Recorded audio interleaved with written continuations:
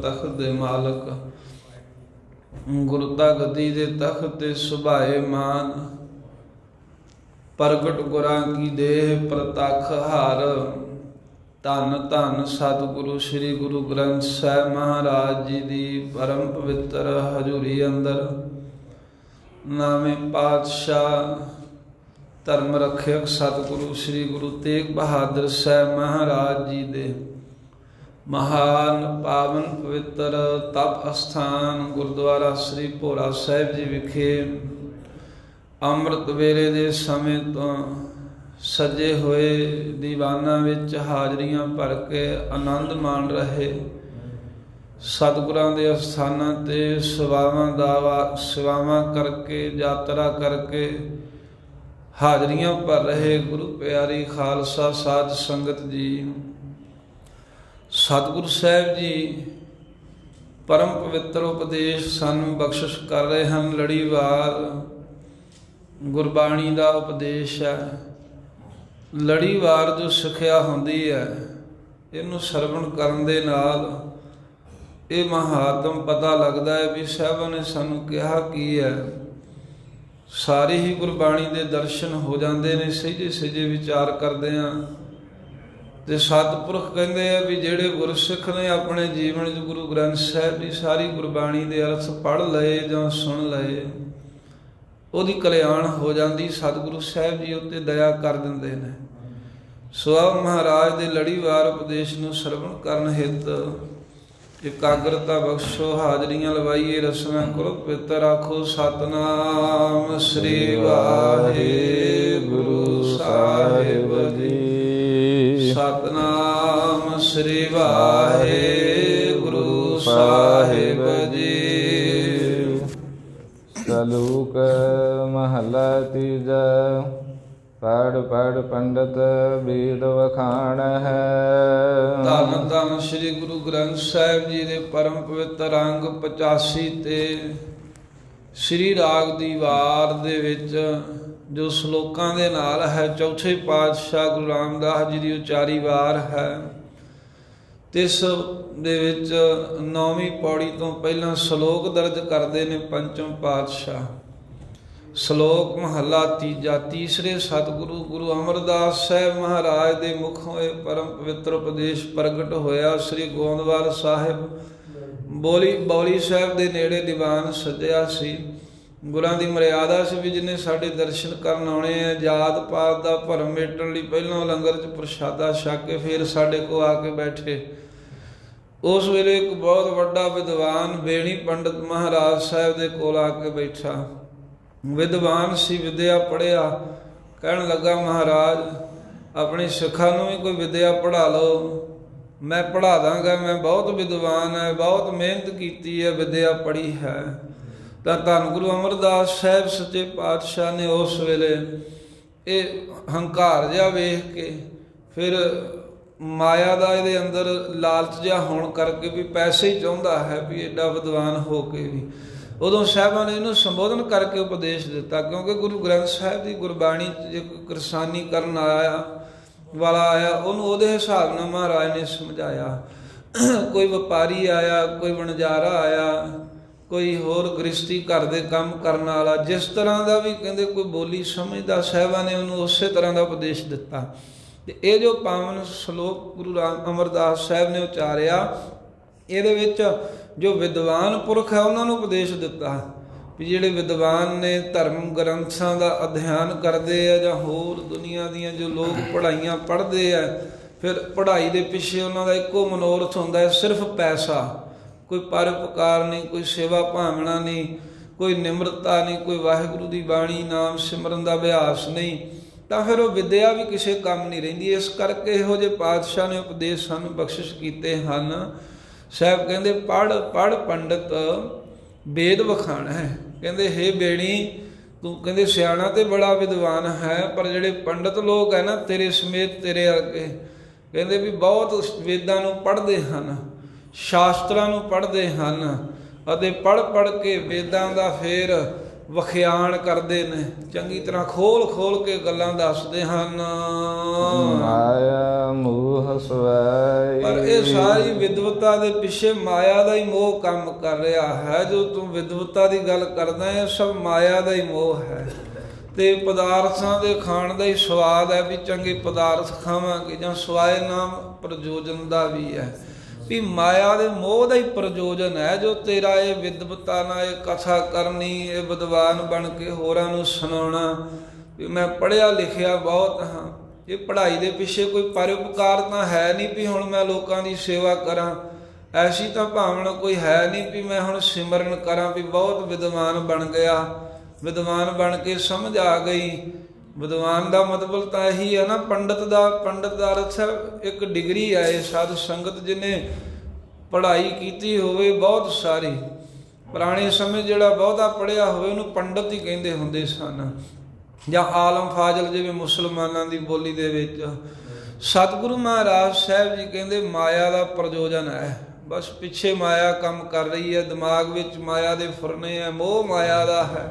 ਉਂਝ ਪੜ੍ਹੇ ਲਿਖੇ ਆ, ਕਿੰਨੀਆਂ ਡਿਗਰੀਆਂ ਪੜ੍ਹਾਈਆਂ ਲੋਕ ਕਰਦੇ ਆ, ਕਿਤੇ ਦੁਨੀਆ ਦੇ ਵਿੱਚ ਪਰਉਪਕਾਰ ਕਰਨ ਲਈ ਨਹੀਂ ਕਰਦੇ, ਬਸ ਆਪਣਾ ਪ੍ਰਯੋਜਨ ਹੈ ਮਾਇਆ ਦਾ ਵੀ ਸਾਨੂੰ ਮਾਇਆ ਮਿਲੇ।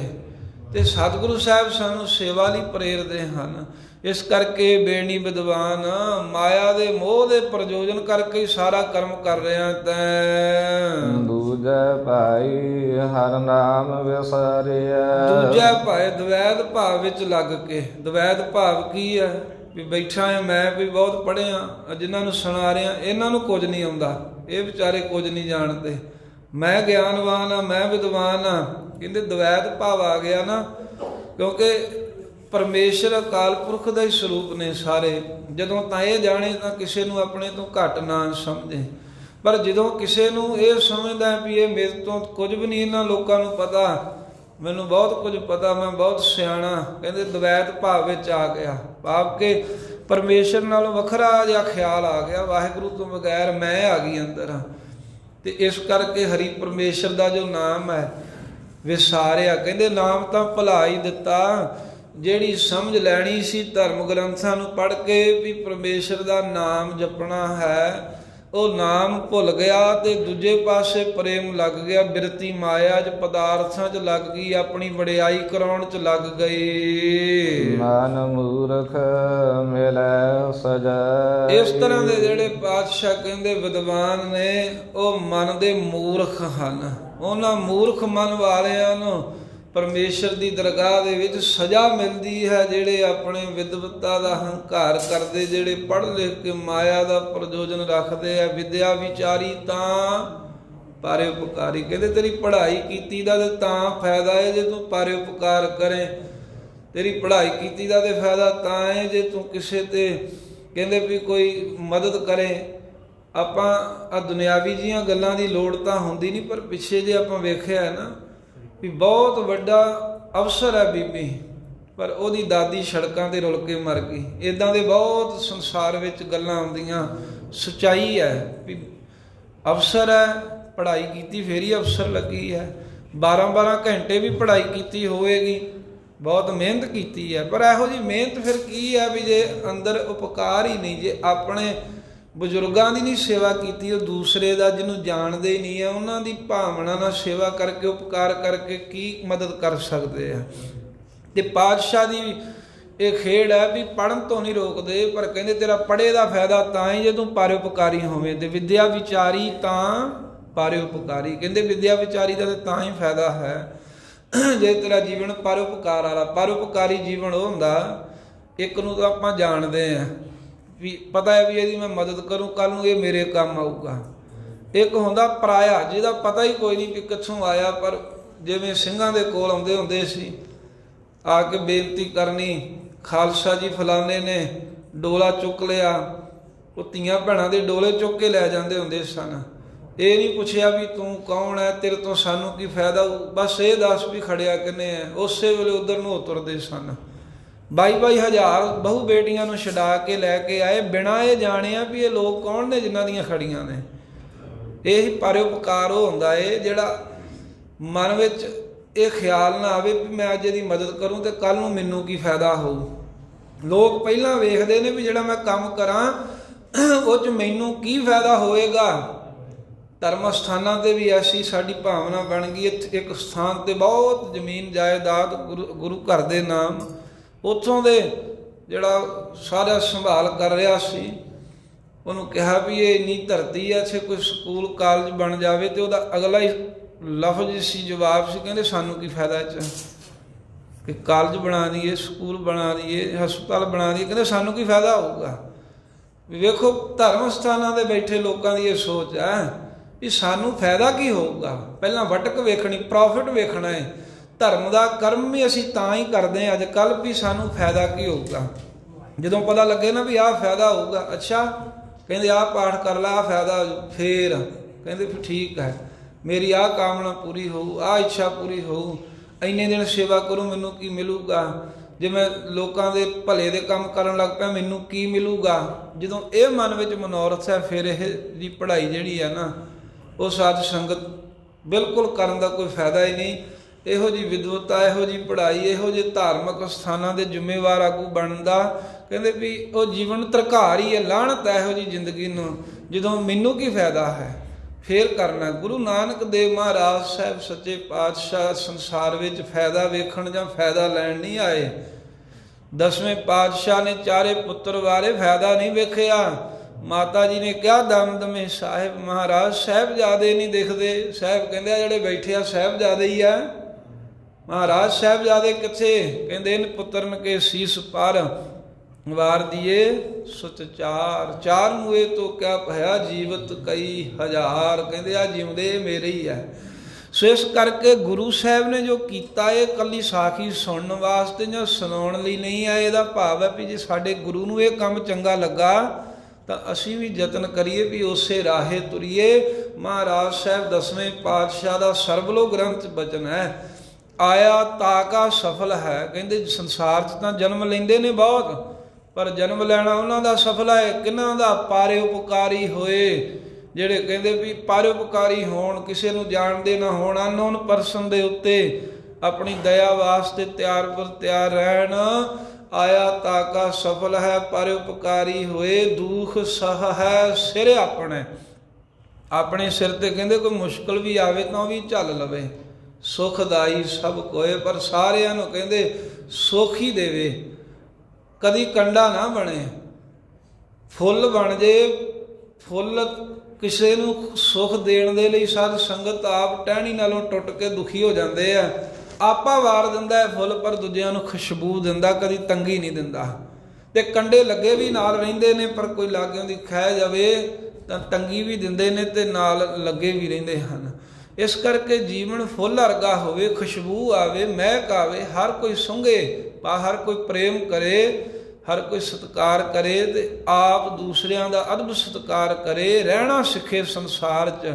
ਰਹਿਣਾ ਕਿੱਦਾਂ ਹੈ? ਗੁਰੂ ਨਾਨਕ ਦੇਵ ਸਾਹਿਬ ਨੇ ਮੁਲਤਾਨ 'ਚ ਸਿਖਾਇਆ ਸਾਨੂੰ ਵੀ ਦੁਨੀਆ 'ਚ ਰਹਿਣਾ ਕਿਵੇਂ। ਸਾਨੂੰ ਤਾਂ ਦੁਨੀਆ 'ਚ ਰਹਿਣਾ ਹੀ ਨਹੀਂ ਆਉਂਦਾ। ਪਸ਼ੂ ਨੂੰ ਪਤਾ ਹੈ ਵੀ ਜੰਗਲ ਵਿੱਚ ਰਹਿਣ ਵਾਲੇ ਜਾਨਵਰਾਂ ਨੂੰ ਆਪਣਾ ਰਹਿਣ ਸਹਿਣ ਪਤਾ ਹੈ, ਮਨੁੱਖ ਨੂੰ ਨਹੀਂ ਪਤਾ। ਸਤਿਗੁਰੂ ਗਏ ਮੁਲਤਾਨ ਦੇ ਪੀਰ, ਗੜਵਾ ਭਰ ਕੇ ਦੁੱਧ ਦਾ ਲੈ ਆਏ। ਮਹਾਰਾਜ ਨੇ ਚਮੇਲੀ ਕੱਢ ਕੇ, ਇੱਕ ਫੁੱਲ ਕੱਢ ਕੇ ਉਹਦੇ ਵਿੱਚ ਪਾਤਾ, ਉਹ ਉੱਤੇ ਤੈਰ ਪਿਆ। ਉਹਨਾਂ ਦਾ ਭਾਵ ਇਹ ਸੀ ਵੀ ਇੱਥੇ ਕਿੱਧਰ ਆਏ ਜੇ, ਇਹ ਤਾਂ ਸ਼ਹਿਰ ਅੱਗੇ ਹੀ ਫਕੀਰਾਂ ਨਾਲ ਭਰਿਆ ਪਿਆ, ਜਿਵੇਂ ਦੁੱਧ ਦਾ ਗੜਵਾ, ਵੀ ਇੱਥੇ ਤੁਹਾਡੇ ਠਹਿਰਨ ਜੋਗੀ ਥਾਂ ਨਹੀਂ, ਤੁਸੀਂ ਚਲੇ ਜਾਓ। ਉਹਨਾਂ ਬਿਨਾਂ ਬੋਲਿਆ ਇਹ ਇਸ਼ਾਰਾ ਕੀਤਾ ਗੁਰੂ ਨਾਨਕ ਦੇਵ ਸਾਹਿਬ ਨੂੰ ਵੀ ਤੁਸੀਂ ਇੱਥੇ ਸਾਡੇ 'ਚ ਨਾ ਆਓ, ਅਸੀਂ ਤਾਂ ਬਹੁਤ ਅੱਗੇ ਹੀ, ਇੱਥੇ ਵੱਡੇ ਵੱਡੇ ਪੀਰ ਫਕੀਰ ਬੈਠੇ। ਮਹਾਰਾਜ ਨੇ ਵੀ ਇੱਕ ਫੁੱਲ ਕੱਢ ਕੇ ਰੱਖਤਾ, ਚਮੇਲੀ ਦੁੱਧ 'ਚ ਮਿਲਾ ਕੇ ਇਹ ਜਣਾਦਾ ਵੀ ਅਸੀਂ ਤੁਹਾਨੂੰ ਤੰਗੀ ਨਹੀਂ ਦੇਵਾਂਗੇ, ਤੁਹਾਡਾ ਥਾਂ ਨਹੀਂ ਮੱਲਾਂਗੇ, ਫੁੱਲਾਂ ਵਾਂਗੂ ਉੱਤੇ ਉੱਤੇ ਰਵਾਂਗੇ। ਇਹ ਸਾਨੂੰ ਰਹਿਣਾ ਸਿਖਾਇਆ ਪਾਤਸ਼ਾਹ ਨੇ ਵੀ ਤੁਹਾਡੇ ਰਹਿਣ ਤੋਂ ਕਿਸੇ ਨੂੰ ਤੰਗੀ ਨਾ ਆਵੇ। ਤੁਹਾਡਾ ਕਹਿੰਦੇ ਸੁੱਖ ਨਾਲ ਵਸਣਾ ਕਿਸੇ ਲਈ ਦੁੱਖ ਦਾ ਕਾਰਨ ਨਾ ਹੋਵੇ। ਇਹ ਨਹੀਂ ਵੀ ਤੁਸੀਂ ਸੁੱਖ ਲੈਣ ਲਈ ਕਿਸੇ ਨੂੰ ਦੁੱਖ ਦਿਓ, ਤੁਸੀਂ ਆਪ ਰੋਟੀ ਖਾਣ ਲਈ ਕਿਸੇ ਦੀ ਰੋਟੀ ਖੋਵੋ। ਇਹ ਗੁਰੂ ਨਾਨਕ ਸਾਹਿਬ ਨੂੰ ਕਦੀ ਨਹੀਂ ਭਾਉਂਦਾ, ਪ੍ਰਵਾਨ ਨਹੀਂ ਹੈ। ਤੇ ਧੰਨ ਗੁਰੂ ਅਮਰਦਾਸ ਸਾਹਿਬ ਕਹਿੰਦੇ ਪੰਡਤਾ ਸਿਆਣਾ ਤੇ ਬੜਾ ਹੈ, ਪਰ ਮਨ ਕਰਕੇ ਮੂਰਖ ਹੀ ਹੈ ਨਾ। ਮੂਰਖ ਤਾਂ ਹੈ ਵੀ ਪੜ੍ਹ ਲਿਖ ਕੇ ਵੀ ਤੈਨੂੰ ਪਤਾ ਨਹੀਂ ਵੀ ਪਰਉਪਕਾਰ ਕਰਨਾ, ਨਾਮ ਜਪਣਾ, ਸੇਵਾ ਕਰਨੀ, ਸਿਮਰਨ ਕਰਨਾ, ਫਿਰ ਬਹੁਤੀ ਸਜ਼ਾ ਮਿਲੇਗੀ ਪਰਮੇਸ਼ਰ ਦੀ ਦਰਗਾਹ ਉੱਪਰ। ਜਿਨ ਜੀਉ ਪਿੰਡ ਦਿੱਤਾ ਤਿਸ ਕਬਹੂ ਨਾ ਚੇਤਾ। ਇਹਦੇ ਵੇਖ, ਜਿਸ ਵਾਹਿਗੁਰੂ ਨੇ ਤੈਨੂੰ ਜੀਓ ਸੂਖਮ ਸਰੀਰ, ਪਿੰਡ ਸਥੂਲ ਸਰੀਰ ਦਿੱਤਾ ਹੈ, ਭਾਵ ਕੇ ਅੰਦਰ ਜਿਸ ਵਾਹਿਗੁਰੂ ਦੇ ਬਖਸ਼ੇ ਪ੍ਰਾਣ ਨੇ, ਤੇ ਜਿਹੜੇ ਸਰੀਰ 'ਚ ਪ੍ਰਾਣ ਚੱਲਦੇ ਨੇ ਉਹ ਵਾਹਿਗੁਰੂ ਵੱਲੋਂ ਹੀ ਬਣਾ ਕੇ ਅੰਗ ਪ੍ਰਤੰਗ ਤੈਨੂੰ ਦਿੱਤੇ ਆ।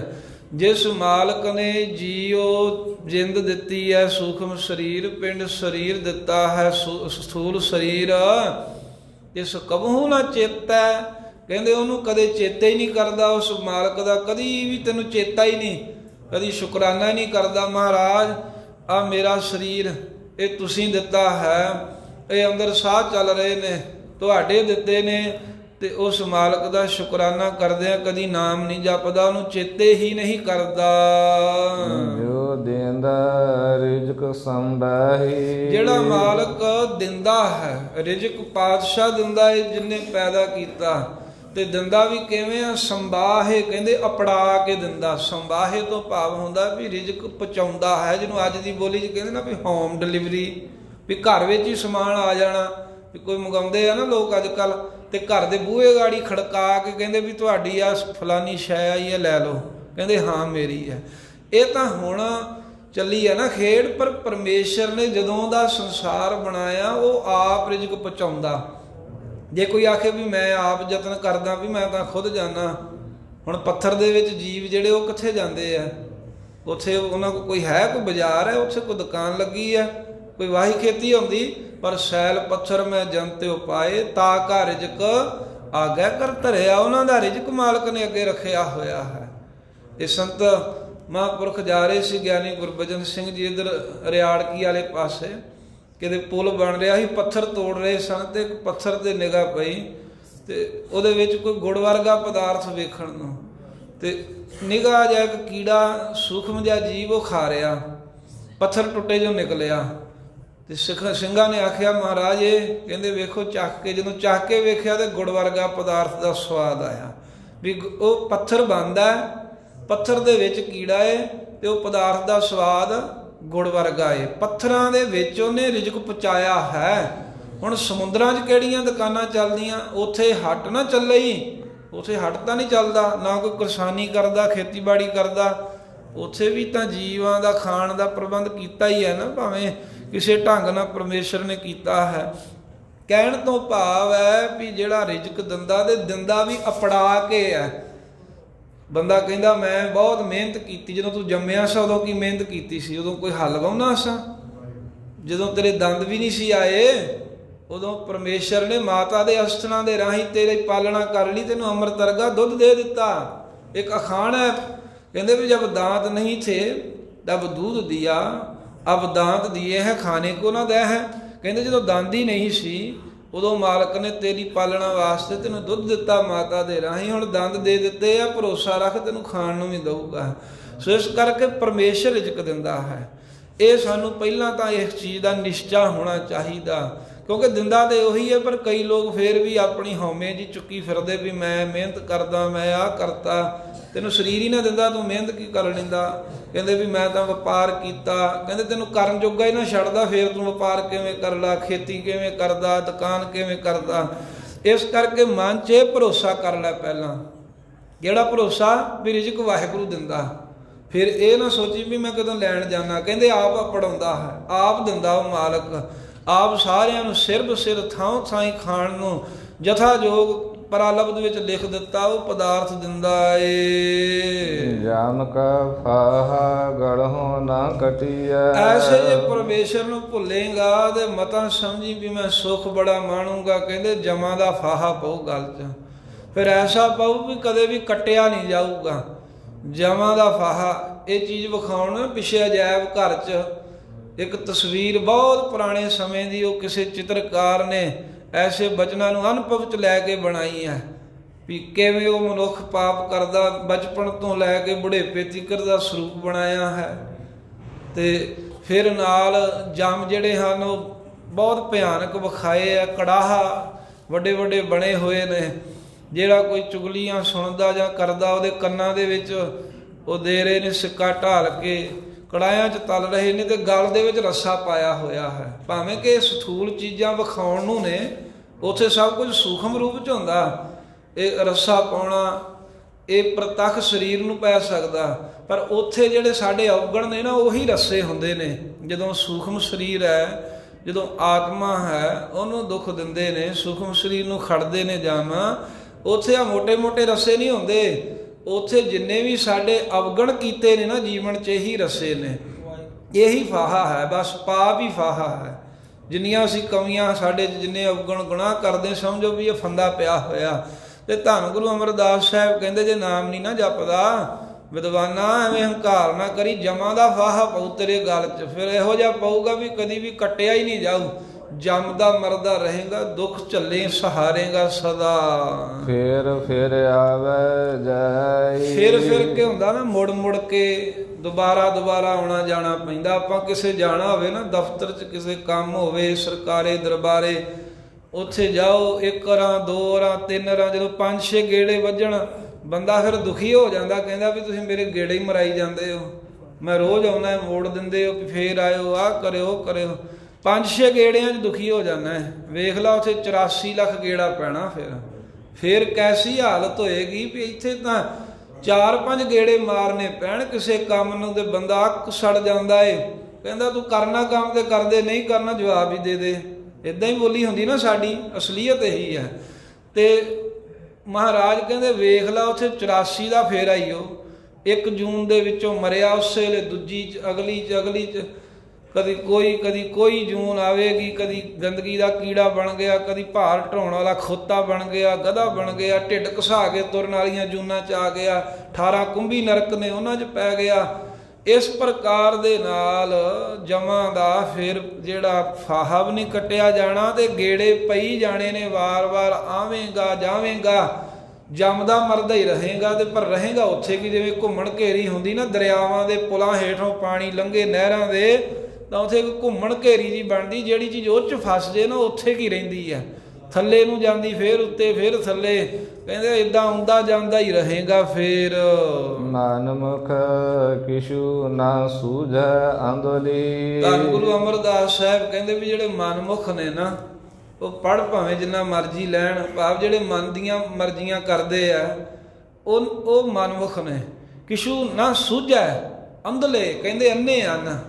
ਅੰਨੇ ਮਹਾਰਾਜ ਕਈ ਅੱਖਾਂ ਨੇ, ਜੇ ਪੰਡਤ ਬੈਠਾ ਜਾਂ ਆਪਾਂ ਆਖੀ ਅੱਖਾਂ ਨੇ, ਮਹਾਰਾਜ ਸਾਹਿਬ ਕਹਿੰਦੇ ਇਹ ਅੱਖਾਂ ਦੀ ਗੱਲ ਨਹੀਂ, ਅੰਦਰ ਮਨ ਤੇ ਬੁੱਧ ਰੂਪੀ ਜਿਹੜੀਆਂ ਤੇਰੀਆਂ ਅੱਖਾਂ ਨੇ ਨਾ, ਉਹਨਾਂ ਕਰਕੇ ਤੂੰ ਅੰਨਾ ਹੈ।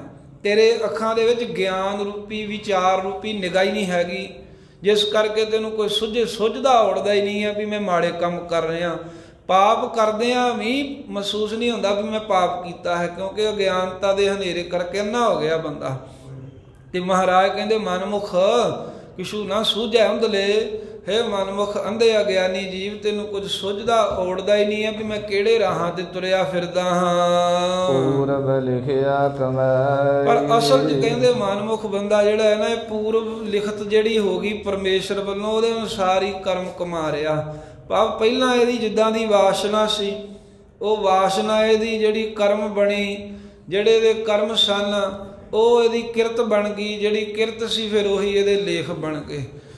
ਤੇ ਜਿਹੜੇ ਲੇਖ ਨੇ ਉਹਨਾਂ ਦਾ ਪ੍ਰੇਰਿਆ ਹੋਇਆ ਫਿਰ ਅੱਗੇ ਉਹੋ ਜਿਹੇ ਕਰਮ ਕਰਦਾ। ਹੁਣ ਲੇਖ ਮਾੜੇ ਆ, ਪਹਿਲਾਂ ਕਰਮ ਕਿਹੜਾ ਕੋਈ ਚੰਗਾ ਕੀਤਾ ਸੀ? ਮਾੜੇ ਸੰਸਕਾਰ ਜਮ੍ਹਾਂ ਹੋਏ ਨੇ ਜਨਮਾਂ ਜਨਮਾਂਤਰਾਂ ਦੇ, ਉਹ ਪਾਪਾਂ ਦਾ ਭਾਰ ਨਾਮ ਨੇ ਕੱਟਣਾ ਸੀ, ਉਹ ਜਪਿਆ ਨਹੀਂ। ਪਿਛਲਾ ਜਿਵੇਂ ਕਰਜ਼ਾ ਹੋਵੇ ਨਾ, ਕਿਸੇ ਨੇ ਥੋੜਾ ਕਰਜ਼ਾ ਲਿਆ ਹੋਵੇ, ਉਹਦੀਆਂ ਕਿਸ਼ਤਾਂ ਨਾ ਮੋੜੇ, ਵਿਆਜ ਵੱਧਦਾ ਜਾਂਦਾ, ਹੋਰ ਅੱਗੇ ਲੈ ਲਵੇ। ਪਿਛਲਾ ਤਾਂ ਵਿਆਜ ਸਮੇਤ ਮੂਲ ਤੇ ਵਧਿਆ ਹੀ, ਅੱਗੇ ਹੋਰ ਲੈ ਲਿਆ, ਹੋਰ ਲੈ ਲਿਆ। ਇੱਦਾਂ ਹੀ ਹੈ, ਪਿਛਲੇ ਜਨਮ ਦਾ ਭਾਰ ਹੀ ਨਹੀਂ ਕੱਟਿਆ ਗਿਆ, ਫਿਰ ਅਗਲੇ ਜਨਮ 'ਚ ਵੀ ਮਾੜਾ ਕਰਮ ਕਰ ਲਿਆ, ਫਿਰ ਅਗਲੇ 'ਚ ਕਰ ਲਿਆ। ਐਵੇਂ ਉਹ ਪਿਛਲਾ ਭਾਰ ਵੱਧਦਾ ਜਾਂਦਾ ਹੈ। ਤਾਈਓ ਮਹਾਰਾਜ ਨੇ ਕਿਹਾ ਨਾ, ਜਨਮ ਜਨਮ ਕੀ ਇਸ ਮਨ ਕੋ ਮਨ ਲੱਗੀ। ਭਾਵੇਂ ਕਿ ਨਿੰਦਕ ਜੇ ਲੋਕ ਅੱਜ ਕੱਲ੍ਹ ਆ ਬਹੁਤ ਹੋਰ ਤਰ੍ਹਾਂ ਦੇ ਚੱਲ ਪਏ ਆ, ਕਹਿੰਦੇ ਨਹੀਂ ਜੀ ਕੋਈ ਜਨਮ ਹੁੰਦਾ ਹੀ ਨਹੀਂ। ਤੇ ਫਿਰ ਸ਼ਿਕਾਇਤੀ ਜਿਹੇ ਹੁੰਦੇ ਨੇ ਇਹੋ ਜਿਹੇ ਲੋਕ ਵੀ ਸਾਡੀ ਆਖੇ ਨਹੀਂ ਲੱਗਦੇ। ਅੱਜ ਕੱਲ੍ਹ ਕਹਿੰਦੇ ਵੀ ਕਥਾ 'ਚ ਤੁਸੀਂ ਨਿੰਦਾ ਕਰਿਆ ਕਰੋ, ਕਥਾ 'ਚ ਲੋਕਾਂ ਨੂੰ ਤੋੜੋ, ਤੇ ਜੇ ਨਹੀਂ ਤੋੜਦੇ ਫਿਰ ਇਹ ਸ਼ਿਕਾਇਤਾਂ ਕਰਾਂਗੇ। ਕਿਉਂ? ਇਹ ਤਾਂ ਤੋੜਦੇ ਹੀ ਨਹੀਂ ਜੀ, ਇਹ ਤਾਂ ਜੋੜਨ ਵਾਲੀਆਂ ਗੱਲਾਂ ਕਰੀ ਜਾਂਦੇ ਆ। ਇਹ ਤਾਂ ਸਾਡੇ ਵਾਂਗੂ ਮਨਮੁਖ ਬਣਾਉਣ ਵਾਲੀਆਂ ਗੱਲਾਂ ਹੀ ਨਹੀਂ ਕਰਦੇ। ਇਹ ਤਾਂ ਸਾਰੇ ਅਵਤਾਰਾਂ ਦਾ ਵੀ ਸਤਿਕਾਰ ਨਾਲ ਨਾਂ ਲੈਂਦੇ ਆ। ਮਾੜਾ ਕਿਉਂ ਨਹੀਂ ਕਹਿੰਦੇ? ਦੂਜੇ ਧਰਮ ਨੂੰ ਮਾੜਾ ਕਿਉਂ ਨਹੀਂ ਕਹਿੰਦੇ? ਕਹਿੰਦੇ ਇਹ ਤਾਂ ਹਿੰਦੂ ਜਿਹੇ ਲੱਗਦੇ ਆ। ਇੱਦਾਂ ਦੀਆਂ ਗੱਲਾਂ ਕਰਦੇ ਫਿਰ ਲੋਕ। ਅਸਲੀਅਤ ਹੈ ਜੋ ਕੰਨਾਂ ਨਾਲ ਸੁਣਨਾ ਪੈਂਦਾ। ਉਹਨਾਂ ਦੀ ਭਾਵਨਾ ਇਹ ਹੈ ਵੀ ਅਸੀਂ ਆਪ ਵੀ ਟੁੱਟੇ ਆ ਤੇ ਹੋਰਾਂ ਨੂੰ ਵੀ ਤੋੜ ਦਈਏ। ਜਿਵੇਂ ਉਹ ਕੋਈ ਭੇਡਾਂ ਚਾਰਨ ਵਾਲਾ ਉਹ ਕੰਬਲ ਬਣਾ ਰਿਹਾ ਸੀ। ਮੂਸਾ ਪੈਗੰਬਰ ਲਾਗੇ ਲੰਘਾ, ਕਹਿੰਦਾ ਕੀ ਕਰਦੇ? ਕਹਿੰਦਾ ਕੰਬਲ ਬਣਾ ਰਹੇ ਆ ਰੱਬ ਵਾਸਤੇ। ਉਹ ਕਹਿੰਦਾ ਭਲਿਆ ਮੂਰਖ ਹੈ, ਰੱਬ ਨੂੰ ਵੀ ਕਦੀ ਕੰਬਲਾਂ ਦੀ ਲੋੜ ਹੁੰਦੀ ਹੈ? ਕਹਿੰਦੇ ਉਹਨੂੰ ਤਾਂ ਠੰਡ ਹੀ ਨਹੀਂ ਲੱਗਦੀ।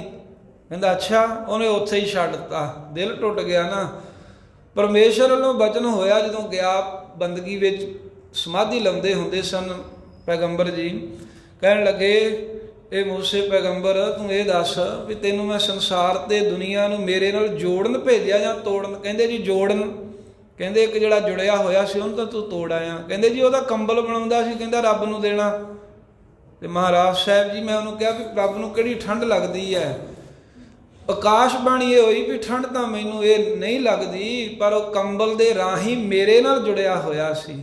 ਉਹਦੇ ਮਨ 'ਚ ਭਾਵਨਾ ਸੀ ਮੈਂ ਕੰਬਲ ਬਣਾऊं ਤੇ ਪਰਮੇਸ਼ਰ ਮੇਰਾ ਇਹ ਪ੍ਰਵਾਨ ਕਰੇਗਾ। ਕਹਿੰਦੇ ਜਾ ਤੂੰ ਤੋੜ ਆਇਆ ਉਹਨੂੰ ਜੋੜ ਕੇ ਆ। ਉਹ ਵਾਪਸ ਆਏ। ਕਹਿੰਦੇ ਕੰਬਲ ਨਹੀਂ ਬਣਾਉਂਦਾ?